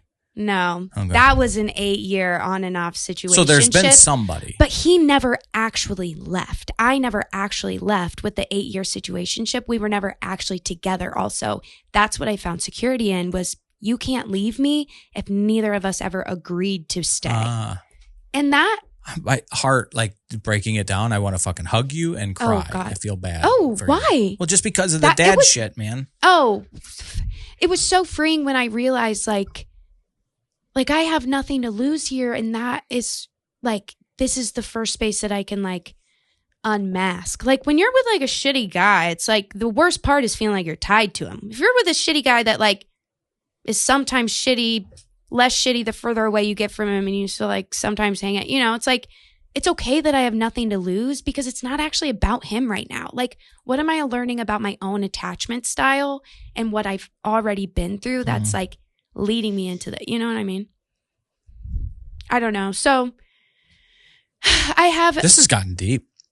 I was hoping when I was driving over here, I'm like, I don't know what I'm going to talk to these guys about, but I'm like, I kind of hope it just gets deep and real. And sure. I think it has. I've loved it. Aw. Thanks for asking questions, you guys. I feel like it's like the way that I talk about my experience with guys a lot of times comes off crass, and it maybe is, but it's like I get a little. It harsh is maybe the word, and it's not. I mean, I'm sure it is. Like a little bit harsh per perspective. Like I think it's like a pretty objective and like in situations where like romance creates nuance and it like blurs lines of like what's real and what's not. If we're talking about romance as far as like romanticizing something, that doesn't really feel like a great way to have like a boyfriend or a girlfriend. Like don't romanticize me. Like quit telling me I'm like an angel. Like I'm so like whatever. No, I'm not. Like, and you know it and I know it and you're going to tell me that you know it in like a few minutes, I'm sure. But like, I don't want to be in love romantically, like in love, like, and if I do, it's not for forever. Like, because it can't be forever. It's not reality. And I think that's okay. I don't want to see it sound like angry or mad or whatever. Like I've had the butterflies and I've admired people and I also just got through something where I learned a lot about how like butterflies are romanticized perspectives of like your nervous system becoming unregulated based on a pattern that your subconscious saw before you did. Like your shit is thrown out of whack. Anxiety and excitement manifest as the same physiological response. You get to choose essentially how you view it. And so for so long, it's like, oh, I'm so nervous for this boy's going to take me on a date and I'm Who socialized you to fear rejection like that and to give him the handle? Like, what? I mean, I think, yeah, You guys both made like a crazy fan. I was like, you said fear of rejection and that hit home. That's me. Like, yeah. And that's why the apps feels like my only option because I'm not Mr. Go up and just shoot your shot in real life. I wish I was. I wish I was that guy, but I never really have been. Well, it's different nuance now. It's not as safe for you because it's your fear of rejection. And also like you kind of have that cop out of like, well, girls don't want to be hit on. Right. Best part about the imposter can always make it make sense. Girls don't want to be hit on? Yeah. It's like not safe. It's like creepy. It's honestly fucking annoying. If I'm going out, if I'm with a group of girls and I'm out at a bar, I will. Poor sap. I'll like. You kill him? I'll like body slam him on that, like in a bouncer way, not in like in a cute way. I'm like, if I'm out with my girls, if we're dancing, especially in your hit, I swear to God. Well, I mean, so where is it? That's acceptable? Pretty douchebaggy. Yeah. What if I pass you in the aisle at the grocery store? Home Goods. I'm on a self-imposed home goods ban right now. Yeah, as you should be. So have I. The whole time I've known Chris. I once nearly bought a $400 bongo. Oh my God. The like made in India collection. And I spent it was so pretty. I spent most of my adult life not even knowing that it existed. And I actually found it safe. when I got divorced, and I was like, I think I wanted to paint my house and redo it to kind of start a new chapter. I found Home Goods, and I spent a lot of money at Home Goods. A lot of money at Home Goods. Do you want to sign up for the Home Goods credit card? Kinda. Yeah, But every I'm not time gonna. you ask I'm not me, gonna. but every time I say no, and it makes me feel a little bit better. I've for never some been to reason. Home Goods. Oh my, we gotta go. Whoo. Okay. So wait, can you can get ADD. asked out at Home Goods? You what? You can get asked out at Can Home I Goods? ask you out at home? Can I ask a girl out at Home Goods? All right, That was the fucking ask question, me and it out threw at you Home into a Goods. shopaholic Well, because it's like recovery I really, situation. I love Home Goods. I think it's like if you can socialize enough to not make that weird, I can work with almost anything. Like if you can approach me completely sober in the middle of a fucking day and fluorescent lighting, and we're looking at like discount pillows, Mm-hmm. or like he's like, That's a great throw. oh my God. I'd like to see it on the floor of my mattress, or what do you say? Yeah, and that's a nice outfit. But honestly, how's it look crumbled up next to my bed? oh, okay, not that one. Hey, baby, you like to dance? I got a radio in the car. How about that one? If I heard that from behind me, I would probably piss my pants laughing, and I would be like, That was my old man's. I was like, if you were being ironic, I'm all yours. If you're Just being serious, please, drop like, that, yeah. I'm calling the cops. Was he a smooth dog? Yeah, absolutely. Yeah. He had yeah, yeah, my mother doesn't listen to this. At least I hope That's not. better. She still hugs me, so probably not. His mom? Yeah. Well, why would she? You say nothing to make her not want to hug you. Really? She loves I feel you. like I don't know, like well, yeah. You're mean to her baby boy? Is that? Perhaps. Yeah, a little bit. But it's good. It's good for me to get chirped at. Yeah, he was smooth. He was had to learn it from somewhere. jovial, man. He was fucking jovial, and Brooks got it tattooed. That's his word. Really? Brooks got it tattooed on her rib cage, jovial, because he always would tell her when she wasn't being jovial, you need to be more fucking jovial, bro. Brooke was a little moody, so. What if you had to describe your old man in one word? Is that the word you'd use?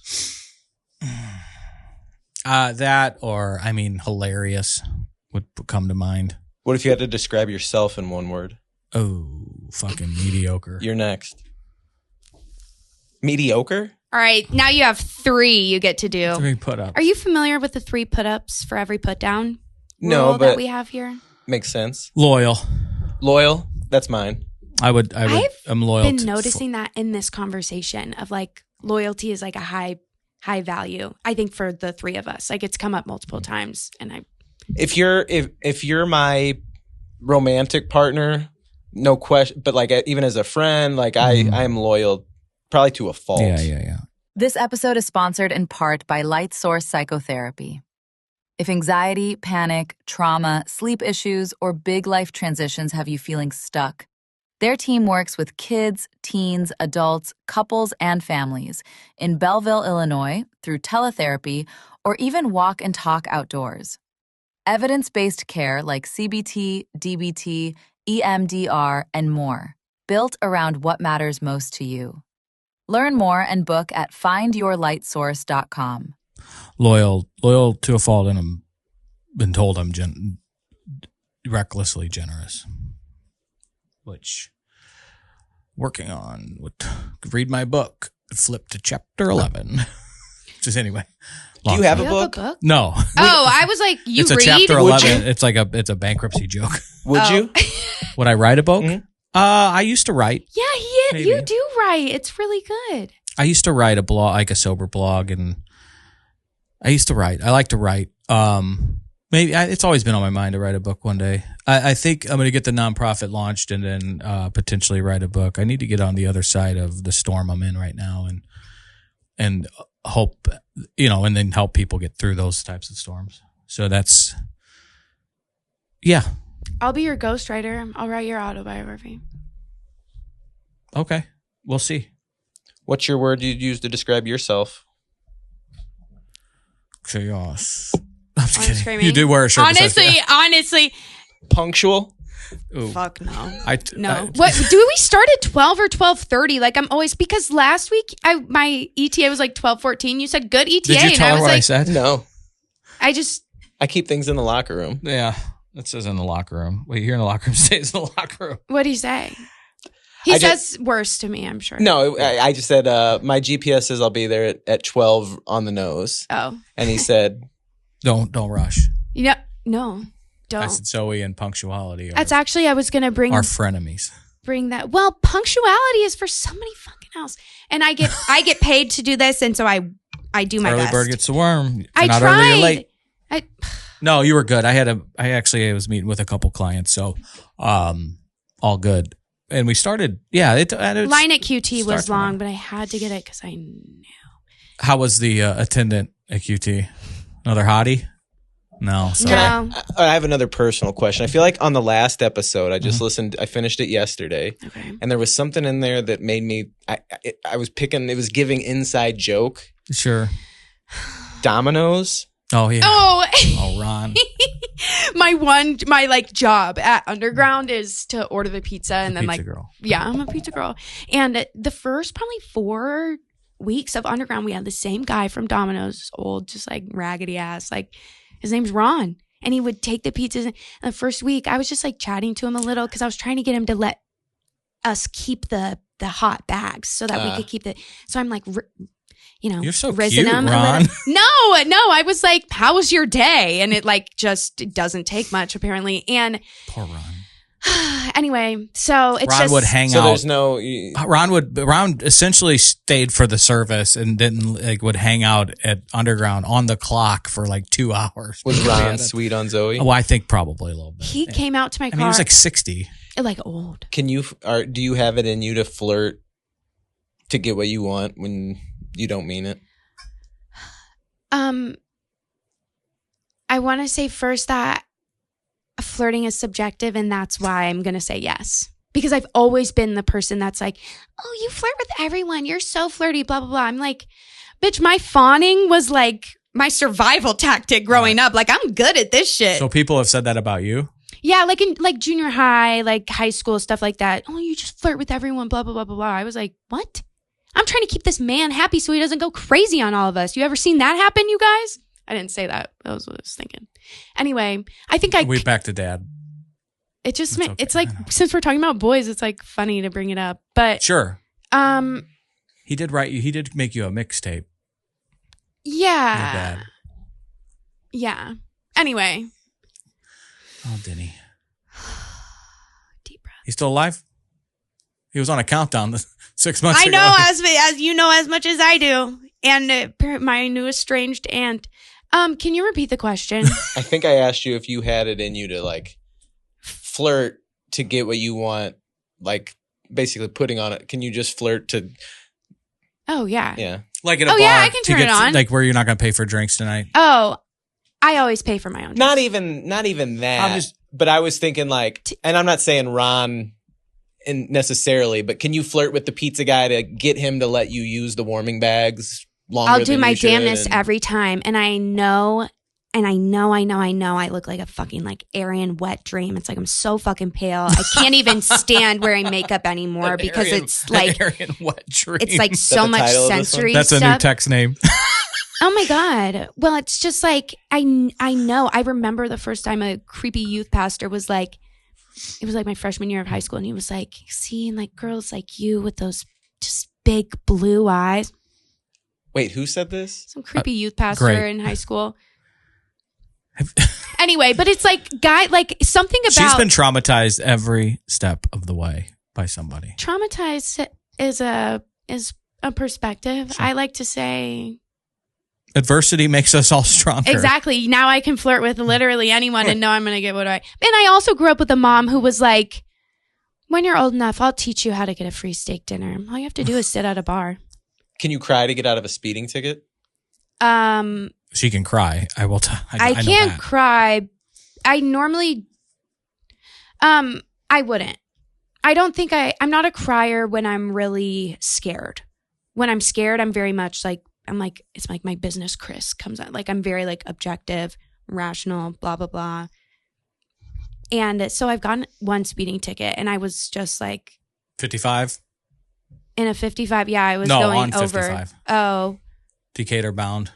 I mean, it had to be like going through all those small towns. Speed like, trap central of the world is 55 in Springfield. It was like middle college. Like, anyway, my number one strength is winning others over, Gallup Strengths Finders. I've gotten out of parking tickets. I feel like I can mostly get what I want most of the time. But it comes with the repercussions of then they expect that. Or like I was really nice to them one time and that's like, that's why I don't do shit with an agenda because I can't do that every time. But if I have an agenda and I feel like the agenda is on someone that like, like a hater, a bad guy, like Robin Hood kind of. Anyway.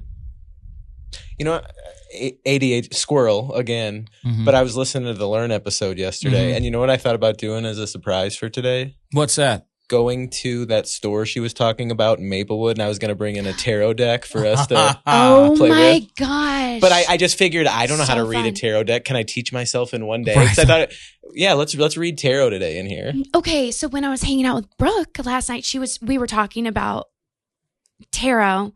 Had a great pun, hysterical. But it's like kind of. That was terrible. That's great. It hurts. She's laughing. It hurts her your stomach. If I use that, is it gonna? We'll sponsor the stream. Oh my God. Go ahead. I don't want to, but I gotta. Are you gonna be okay? Yeah, it's gonna be okay. Do you want me to? I'm gonna have a terrible time. No. How was my brookie? It was so good. And when you were talking about chaos, it made me think of how I literally showed up last night. Like I tried to have it all. I was like excited. Did she tell you that I? No, I haven't talked to her since the. Oh my God.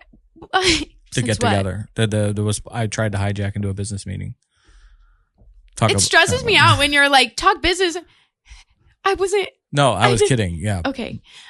Anyway, so I'm like so excited for this girls' night. She kind of texted me like a little out of the blue and I was like, this is perfect. Like, and so I'm already thinking about like what outfit I'm going to wear. Like what am I going to wear? It's not a male centered environment. So like, what do I or like an opportunity to be like, what do I normally feel uncomfortable wearing, but clothes that I really like, but don't because I know I'll be treated different. So I have this pair of like, these like gray yoga pant, but like, yeah, just like gray yoga pants and they're Playboy and they have a little Playboy bunny on the hip and they're just so cute and comfortable, but I can't ever wear them around any male. And yeah. Which is why girls usually buy those, I think, is for some male attention. Oh God. I'm like, I wore it to Brooks because I was excited to like wear it out of my house for once. I was like comfy pants somewhere else. Anyway, so I'm going through McDonald's, picking us up at McDonald's. I talked the whole time so that I could hear. He said I could hear. I was peeing up against the side of the bowl so that I could still hear the conversation. Well done. Oh my God. So anyway, trying to get from my house to McDonald's to Brooke's house. Oh my God. And in the process, I'm like, I have all these cups in my car because every cup holder is full. And so I'm trying to hold one of my. Suit in that car. Mine doesn't smell. Just want to say that most of the times that you've been in there, you said specifically mine doesn't smell. And anyway, I'm a stuffed girl. Fuck. And I almost am forgetting what I was. How you showed up to Brooks. McDonald's. Yeah. So too many. I thought I could just hold a cup and then it spilled. Oh my God. Yeah. So I'm in these Playboy gray yoga pants, like frazzled. I also have my whole craft bag tote because. Were you guys going to craft? Yeah. That's Brooke's what girls. been doing that. Yeah. That's what girls do. Okay. Anyway, so I have my whole big craft bag tote and I have my fucking McDonald's bag, my purse and I and it's wet all. It's your whole pant. Well, it looks like I peed my pants. That's what I was going to ask. But it's like because it's the material of the pants is like it's like a gray t-shirt, but like if it was stretchy and tight like so a yoga it's like pant. soaked. Literally, it looks. So I pull up. I'm like I have all my bags and like I'm just I it looks like a fucking crime scene. Like the Playboy bunny is like grimacing at my like, and so I was like. I called her. I was like, I know that you sent me your address, but I'm trying to leave this fucking McDonald's and somebody just cut me off and I just spilled everywhere. And she was like, it's okay. I'll send it to you. I was like, thanks. Also, I'm going to need to borrow some pants when I get there. That is so Zoe. I know. I was cracking up. I was like, Chris yeah. I can just picture this scene of the crime. I was like, this is really on brand. God. So chaotic. Yeah. Chaos, and then if he wants you to answer it, but I have some answers because I like to take it over. Mm-hmm. Chaos, and I would say Jesus. Oh, you love Jesus. Yeah, I love Jesus. I don't know if that's how I would describe myself to someone. Jesus, adjacent, big fan of. You choose. I wouldn't say that. That's the joke. Jesus freak maybe is how I would describe myself. I do. I be loving Jesus. It's like... you said it Wednesday night when we were talking with these moms. You said when you hit rock bottom and lose everything ever when you're 15. Right. Fuck else you got. Right. It was like going to church is like... That was like the only people that were... I moved out and with this other family. Can I tell you something about God's timing on that fucking statement? Please. 30 to 60 seconds after you said that, one of my best friends in the world, we were best man at each other's wedding, came up, and who is still struggling to the nth degree with the loss of his mom. And hearing you, meeting you, and talk about like all I could do was lean on like that. There was a timing situation that we cannot create. Yeah. That he needed to hear, and right I think place. It hit. Yeah, right. So he's sweet. We were talking for a little. Yeah. It just was cool. So that it just, Well, yeah, I think it's really easy, especially someone my age or like someone who like, because I live in a lot of privilege now. God bless. But not so bad, is it? No, that's what I'm saying. I'm like, I live in a neighborhood across from where I lived. Like when I was with my birth mom, like very impoverished, tiny house, like just, doing our best. Now I live in like a lake house that's like a 2-minute drive across the basin from where I grew up, but with Perry's, and it's like I feel like I'm shout out Joe and Elaine. Shout out Elaine and Joe. Sorry, Elaine. In that order. She's your queen, I know. Anyway. So chaos, Jesus. You said loyal for me. Yeah. And overthinker. To I guess sticking on topics has been like kind of a deep show on, dating life and single and what the future looks like if we had anything to do with it, which we don't, because if you want to make God laugh, tell him about your plans. What do you want? What are you looking for? Oh, in a romantic something. Yeah. I don't ever need to be married again. It's not something that I'm like, I want to be a married man. Not clamoring for another wedding. Yeah. If I met somebody that I thought was my person and soulmate and that was important to them, I would do it. Right. But I just want, I've learned from the women that I started to describe that were the 4 or whatever. Those failing have taught me things. Failing forward, right? Like, I want somebody that I feel safe with, because the girl from Colorado, my mind was never safe in that time that we were together. Always on edge. It. Yeah. Been there.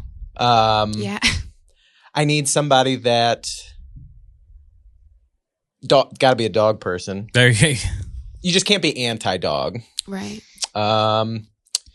I like somebody that loves to travel and loves culture like I do, because I feel like that'll be a big part of my life moving forward.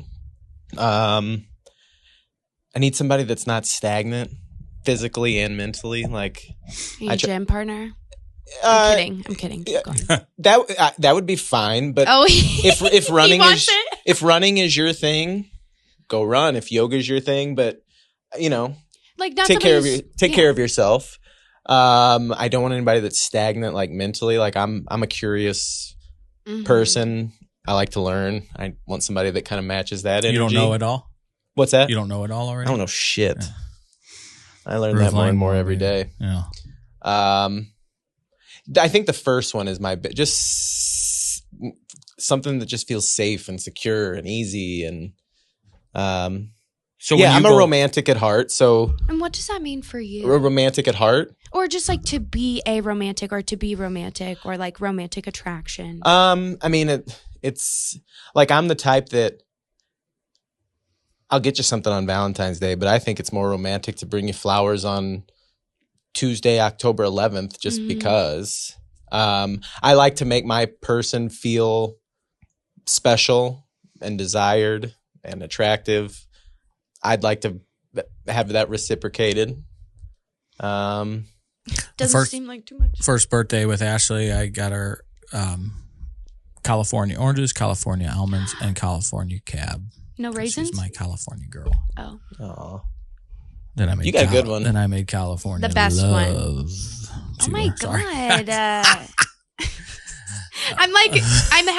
I'm having brain pictures of like California oranges. I'm verbally affirming and like advocating for this perspective of like, you got a good one. And then you're here, California love. I'm like, all my fucking senses are like, I'm trying so hard and you're over here. Like, are you being fucking serious? You need to you'll decompress on the way home. Wait, you're still talking. I think I said what I needed to say there. Yeah. So when you go on these first dates, are you looking that's what you're looking for in a you're having fun, but are you longing for a relationship? I think so. Okay. Yeah. I think so. That's a lot of first dates if you don't love first dates. So yeah. It's. I was under the assumption just by the number of them that you enjoyed them. No, I'm ready to. The hobby thing. I know and I've learned that you can't force it. Either that or you really love putt. It sounds woo. Yeah, I'm working on my short game. It sounds woo-woo-y, but I just had one of those moments where you had something and then in the blink of an eye, oh my God, and you left. just watch it walk away. And it's okay. Bless and release. That's what I like to say. Yeah, but I think I've done my solo traveling. Mm-hmm. I've sat on the couch and watched entire television series by myself. Sure. And I'm cool with that. I think it's important for people to be able to spend time alone and be okay. But I've put in that time and I'm ready to start sharing things with somebody. Big difference. I learned this from a wise elder woman that I actually go to church with that comes to Underground. She's an angel, helps with kids. Shout out Margie. And she's lived alone for a long, long time, she said, but she's not lonely. Like living alone and lonely are two different. You can be with someone and live in a house full of fucking people and be the loneliest person on the planet. There's a big difference between what you like. So you're being comfortable living alone isn't necessarily equate to being lonely. Yeah. No, yeah. Probably sometimes even the opposite. It's like, this is where I can show up my fullest self rather than like in a space where and I feel lonely. Yeah, I've been a victim of, and it was during my active addiction and alcoholism that, I started with a pond that I was fishing in romantically, and it got shorter and shorter and shorter because I wasn't willing to put in the hours on the lake fishing to stay with the analogy. But when I got sober and ended up in Webster and participating in more positive and healthy, communities that were authentic and vulnerable and promoting wellness, that pond turned into a fucking ocean of possibilities and there's a lot of people, not here in this room per se, but a lot of people out there in active addiction and that are stuck in codependent, like a cycle of codependency, because they think there's nothing else, and it's such a lie. Like it is. It's a lie, and I've seen it. I've lived it. When you make a change and start investing in communities, and whether it's, you know, wellness groups or church groups or, you know, yoga group, there's 1,000 options out there for finding people that actually legitimately care for you. I have found it in the recovery community, with the Venn diagram of the Jesus shit, and it's been life-saving. But it made me realize that the pond I had come from was so fucking small. It was like a dirty puddle in Belleville or Washington Park. I'm screaming. Sojay, Centerville. East St. Louis. Stop.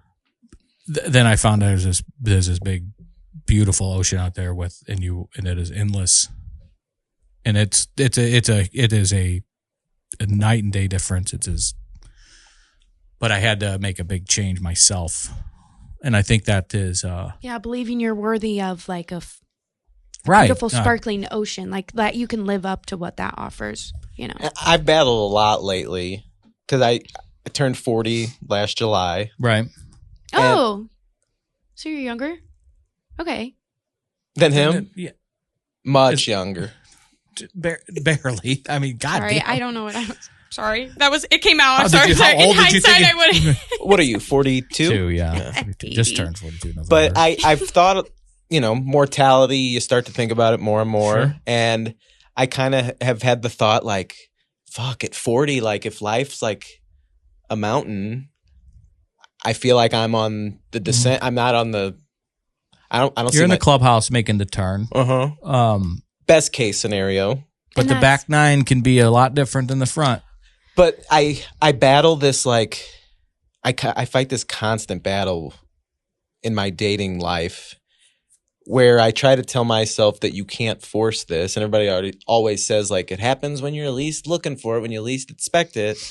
But also, like, fuck, I'm 40 and I'm going through I'm sober, I'm active, like I'm in a good part of my life right now, and I feel like I wish I was doing, you know, I feel like I'm running out of time at times, but I have to remind myself. I think that's a lie. That way, I think that's an absolute lie. Yeah, and also exactly how we're socialized to think about, especially romantic relationships and just in general in the U.S., like scarcity mentality. Like, there's not, you know, like you need this for your optimal survival. You know, like it's like I'm freaking out. I don't have enough time. It's like I know a woman that was married for 40 years, got divorced in her 60s, got reconnected somehow by her first, what she called car date, because she's an elderly woman. They would, an older person. Yeah, I was like, Martha, are you talking about what? Right, I'm like, no, she's like, no, that like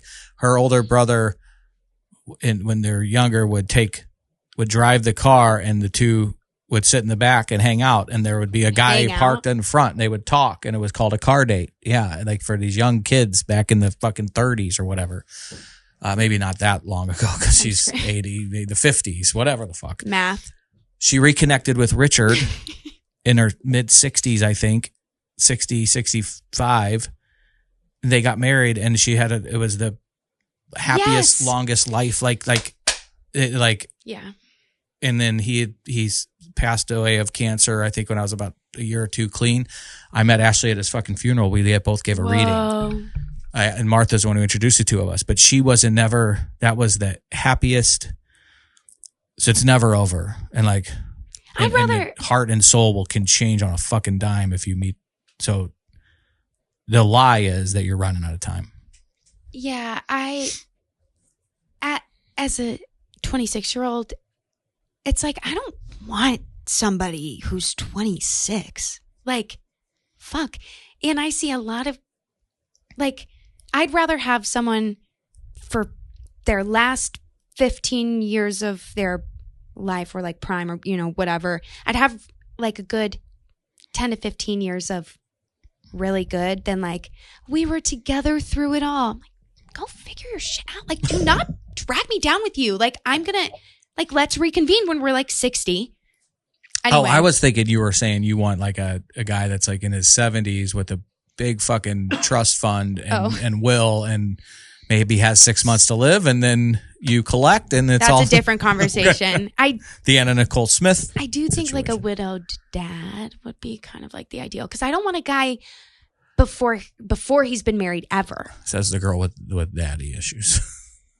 Wait, say that last thing again. I don't want to be the first time he gets married. If I ever get married, it will be to someone who already was married before and knows what the fuck is going on. Like, at least in whatever concept. Like, I'm not trying to be your fucking guinea pig. It's like when someone's like, I don't know, Jeff, you might have to cut this out, but when they're like, I've never smoked. Like, I'm not trying to be the person you like take an edible with for the first time. I don't or want to be crass, but it's like, do you want a sleeping virgin? with a virgin? Yeah. It's like, no. Go get some. Right. I'd rather have like a more seasoned Kind of. version of someone for a shorter amount of time than like grow with it. Like, Come grow with us. I'm like, that's what we do in a wellness group. Like, Would you date somebody that had kids? not right now. Fuck no. Maybe later. I think, because I don't want kids. It's a whole thing. That's the first time I've heard you say that. Really? Mhm. Oh, yeah. That, at least emphatically. I will, people, and this is. Oh, you'll change your mind? No, I'm not about that. I think. Thanks. I'm not putting anything on that. I do know that, and I think you may have even said this, that people in their 20s change more in one year than like a 30. It takes you 30 to 40. You change each year in your 20s. So yeah, every year of your 20s is a decade. That's what Candace says. And I think there's some truth to that. I think you look back when you're 30. I think 30 is a new 20. I mean, I was still a coked up fucking alcoholic, having to kind of on the upward swing when I was 26. I hadn't even gotten close to rock bottom yet. A lot can happen. And I don't want you're not on that trajectory, but what I'm also saying is be careful with the dogmatic nevers, because next thing you know, you're going to be, married to some guy that works at BP with 4 kids. My ex-wife. Sorry. I don't know if he has 4 no, kids or I not. won't. And we'll leave that there. Dogma. My ex-wife and I were together Jump for stop. 10 years, married for 5. And the whole time we were together, we were the no kids couple. And I think a lot of people kind of envied that because they saw us going on vacations and not, having a little bit of money. Yeah. And then after, I mentioned earlier how her circumstances changed, why I ended up with the dog full time. Mm-hmm. Well, my ex-wife, who spent 10 years saying never, never, never, never, I don't want him. One day I got a text that said, hey, I just wanted to tell you that she's late. I'm pregnant. Scariest words in high school. And with somebody else or with you? No. This is It's always like bury the lead. No, this is doorknob conversation. This is about a year ago. Yeah. And that's why we stopped doing the month on, month off, because she couldn't travel. She was pregnant. So I kept the dog during the entire pregnancy. And then after she had the baby, I still had him. And then, obviously when you have a kid, priorities change. So she always said never. I don't know if it's not my business. I don't know if hers was planned, if it was accident. I hear. Yeah. I think what did it for me is having my mom have an in-home preschool and daycare center. Sure. I was... Your mom did that for work? Yeah, from when I was 10 to 15, my mom turned our downstairs into a full early Head Start program. So we had kids that were like, 3 months to before and after school care kids that would and 80% of them were on the spectrum. That was my mom's special gift. She would say it if she could today. What an angel. Okay, right? But it's just me. I'm hanging out damn near living with all these fucking autism kids. And I'm like, I'm one of y'all too. Please don't clap too loud. And also, why am I 10 and holding this baby? I'm cradling this baby of someone. Oh, so to I'm help your helping. mom, you were caretaking. Yeah. Well, Okay. I mean, and also I lived there and it was like over the summer. It's Gotcha. yeah, And you think this played a role in Oh, your God. thoughts on, because I think 13 years of teaching played a role in me not ever wanting to have children. Absolutely. My mom called it the first time I like bitched or moaned about it. She was like, you can say what you want, but this is the best birth control you'll ever have. For real. And I swear to God, my brother and his now wife, he has completely opposite attachment as I do. He started dating her in like 9th grade and they got married 9 years later. I don't know how long they've been together for forever. Both of them are teachers. Junior high history and Spanish. No, God, I'd love to see my brother try to fucking speak Spanish. No, he teaches music for like K through 8. Nice. Something like that. Like they just Up in they get their D-Town? fill. Mm-mm. Where's he at? Surprise, Arizona. Oh, okay. They are moving to Michigan though because Arizona is like defunding like everything and already was like 50 out of 50 in education standards in the U.S. Anyway, like so no that's kids what is just a move. I think like when you I mean that makes and I always had all the respect in the world for my colleagues that were teachers because I know how exhausting it is. So if they had children of their own and like the fact that they could do it all day and still have the energy to go home and do it more and like even enjoy more doing it. importantly, like shout out to them because I was a single no kids teacher that was going home exhausted every day. So to think that they got home at 4:30, 5 o'clock and then their real job started. That's what I'm saying. Shout out to you because I couldn't have done it. That's it.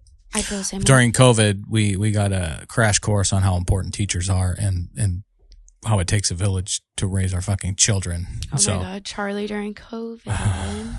And I stayed sober. God bless America. Were you bald before? God damn, you're such a...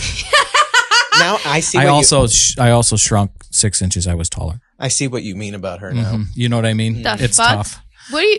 Yeah. So on that I note, said one thing about your head, but I'm not. It's not too late. I don't know what's under the hat, but I can.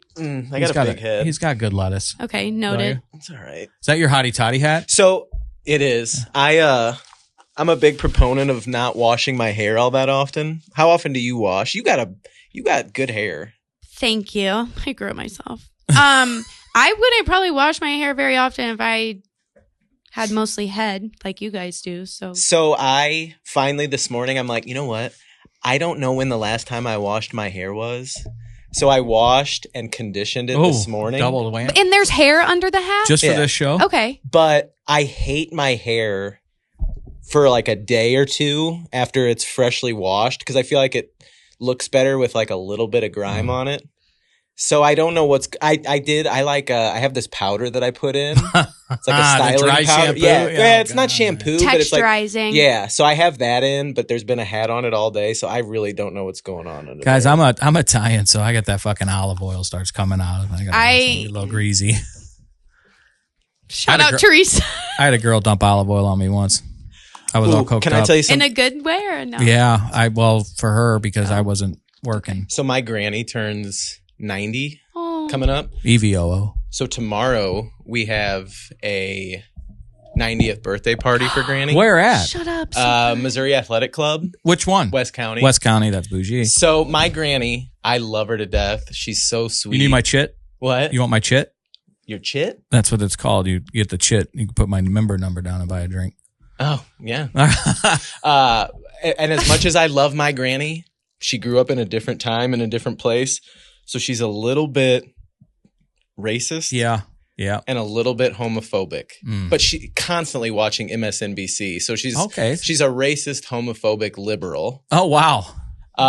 So earlier like this most past, of the Democratic Party. I know. I was like, we gotta just have more grace with old people. Earlier this past year, I like to mess with Granny. Sure. Yeah. So leading like up to the holidays, I asked Granny, I said, hey, Granny, I'm single. Who would you rather me bring like to the holidays this year? A black woman or a white guy? Granny never answered. I don't think she could. I mean, did she? Not to be crass, but she I feel didn't like answer. that might have really given her a. She knew I was messing with her. Okay. But the reason I brought this up, you mentioned olive oil. So on Amazon, early at the beginning of this week, I bought a pack of fake arm sleeve tattoos. Oh, God. Because Granny always said when she gave you birthday or Christmas money, no alcohol and no tattoos. No tattoos. So the other day I took one of these full sleeve temporary tattoos and I put it on, but I made the mistake of not shaving my arm at all first. Oh my God. So it was terrible. Like absolutely terrible. I didn't want to leave the house looking like that. Is that a cardigan? Yeah. That's nice. Thank you. I like that. So I looked up like how to get these off faster. Olive oil. So you can kind of see the rim. Oh, boy. Damn. So it went all This the way. looks like a bad prison tat now. Yeah. So It looks like you like fell off a motorcycle and like skid your I arm. also have a lion. Like I have a half You thigh had tat some right like now. arts and crafts real? time. This one? Yeah. No. Oh. I was just playing around with this. Do you have one. any real tats? Just that one. Okay. What is that? The Can you tell us? coordinates of where I got married Incredible. Where is that? on a beach in Mexico. Okay. I actually You love Mexico. I do. Just I say tell that. if people ask and Yeah, just say beach of Mexico. if people ask and I'm thinking about it, I have a story that I tell. I say, you know what? I love going to Mexico. And about 10 years ago, when I was there, I came into like a large sum of money, not exactly legally. Oh my So You and buried it. you can only bring back 10 grand Oh, my. through customs without Right. setting off alarm bells. So every time I go to Mexico, I bring back the minimum or the most I can without having to declare it. The rest is buried in Mexico. And then each time I go back, this leads me to where the cash is Where the buried. gold is, baby. And they're like, can't tell if you're being serious or not because you do go to Mexico all the time and like you do have the tattoo, but you're, dude, I feel like I can say this here. Similarly, because like when you get a tattoo, you like, That's a compliment or not? Like, I feel like I can say this here. well, it's like you get a tattoo because it's like something you want to talk about, like, or like something you're proud of, something, whatever. So my first tattoo ended up being my whole fucking bicep. It's like this long, but it's a quote from my biological mom from like a letter that she wrote me when I was like 12. And then a line under it that Elaine wrote. It's like very beautiful, I love My it. heart. But I got really fucking tired of like my freshman year of college, people coming up to me and either already knowing me as like dead mom girl or like, hey, I heard you had a great story. Mom in heaven blah, girl? blah, blah. Right. Mom Fuck with is it to Jesus you? girl? And so I remember when I like started getting kind of depresso freshman year and it was like dark humor central. And so I started telling people, like new people that would ask, that I had, I just recently broke up with my boyfriend. We were dating for a while and he passed away of leukemia and these were his last words. Oh, God. And they were like, oh my God. And I was like, no, I'm kidding. It was my mom. And My then they're dead like, mom. yeah. Charming. Yeah, You're such real. a charmer. It was awesome. The first look was Did a guy, little If you're bad. trying to scare people Second away, look, it was great. Is that I what- was trying. People were fucking is that what you say to guys when they come and hit on you while you're with the girls? That'll get them the fuck out. No, this is what I say. All right. You guys, Kurt, thanks for coming out. I this was a punched in blast. case anyone who wasn't. There's always a rotating chair, so you're welcome anytime, man. Yeah. We and I know you'd be good. I mean, this is what you do, so we're learning This from was you. fun. And when we have other guests, we got to make you part. You're part of the family. It may have been a joke. I think we could do that. I think We so have a too. 40-year-old divorced single guy's perspective, a 26-year-old single young lady's perspective. We have a spectrum of experiences and opinions. Can I play a married drug pastor? I don't think you have to play. I think you are. I have a perspective. I've Dating had both. show. We can have I was like engaged to a stripper, and now I'm married to Mother Teresa. You really were? Yeah. Yeah. She tried to kill me. Did you get the ring back? It was fucking stuck in my forehead when she punched, I'm tried to kill me screaming. that night. You don't know that? I feel like you referenced that a lot. He like had a bunch of shit broken over his head. That's why he's bald. Well, it's He hard to lost his tell hair. from because a lot of the stories that I take in from him are via the text Yeah. inbox. It's always Oh, a little God. bit. And of you so truth. glad never I know don't. what's true, what's not. If something ever happens, Delete. I hear, Mhm. yeah. Code word. And by the some way, bullshit. You know how I feel about Tim, yeah, We all he's do. the greatest there is. but I am a little bit sick and tired of it being portrayed as if Tim has the best calves on Okay, TMA. Oh, Look at those fucking bad boys. Wait, where's your camera? Oh man, NSFW. Make NSFW. sure it's in your camera. Yeah. I mean, my calves have calves. Wow. I'll get in Kai all day long, but will only dip my fingers inside Herb. Oh my god. That was one of them today. Wait. Kurt, you want to talk on the pod? Holy pale. Kurt, you want to No, talk come back. on Come back. podcast Come back. Oh, Come I back. wanted to compare calves. Come here. How No. hot All right, I'm and coming Tim over is. there. What was I thinking? Oh boy. As we're landing the plane, I'd like to wish my boy, You can touch it. I don't know if the CEO, Eric Conley, a brother of mine of Illinois Recovery Center, a happy 39th birthday. Happy birthday, Eric. Molly, take care of my boy tonight. That's great. And you guys have a great, happy birthday evening. And a birthday month that goes into March. First day of the rest of your life, Eric. Let us pray.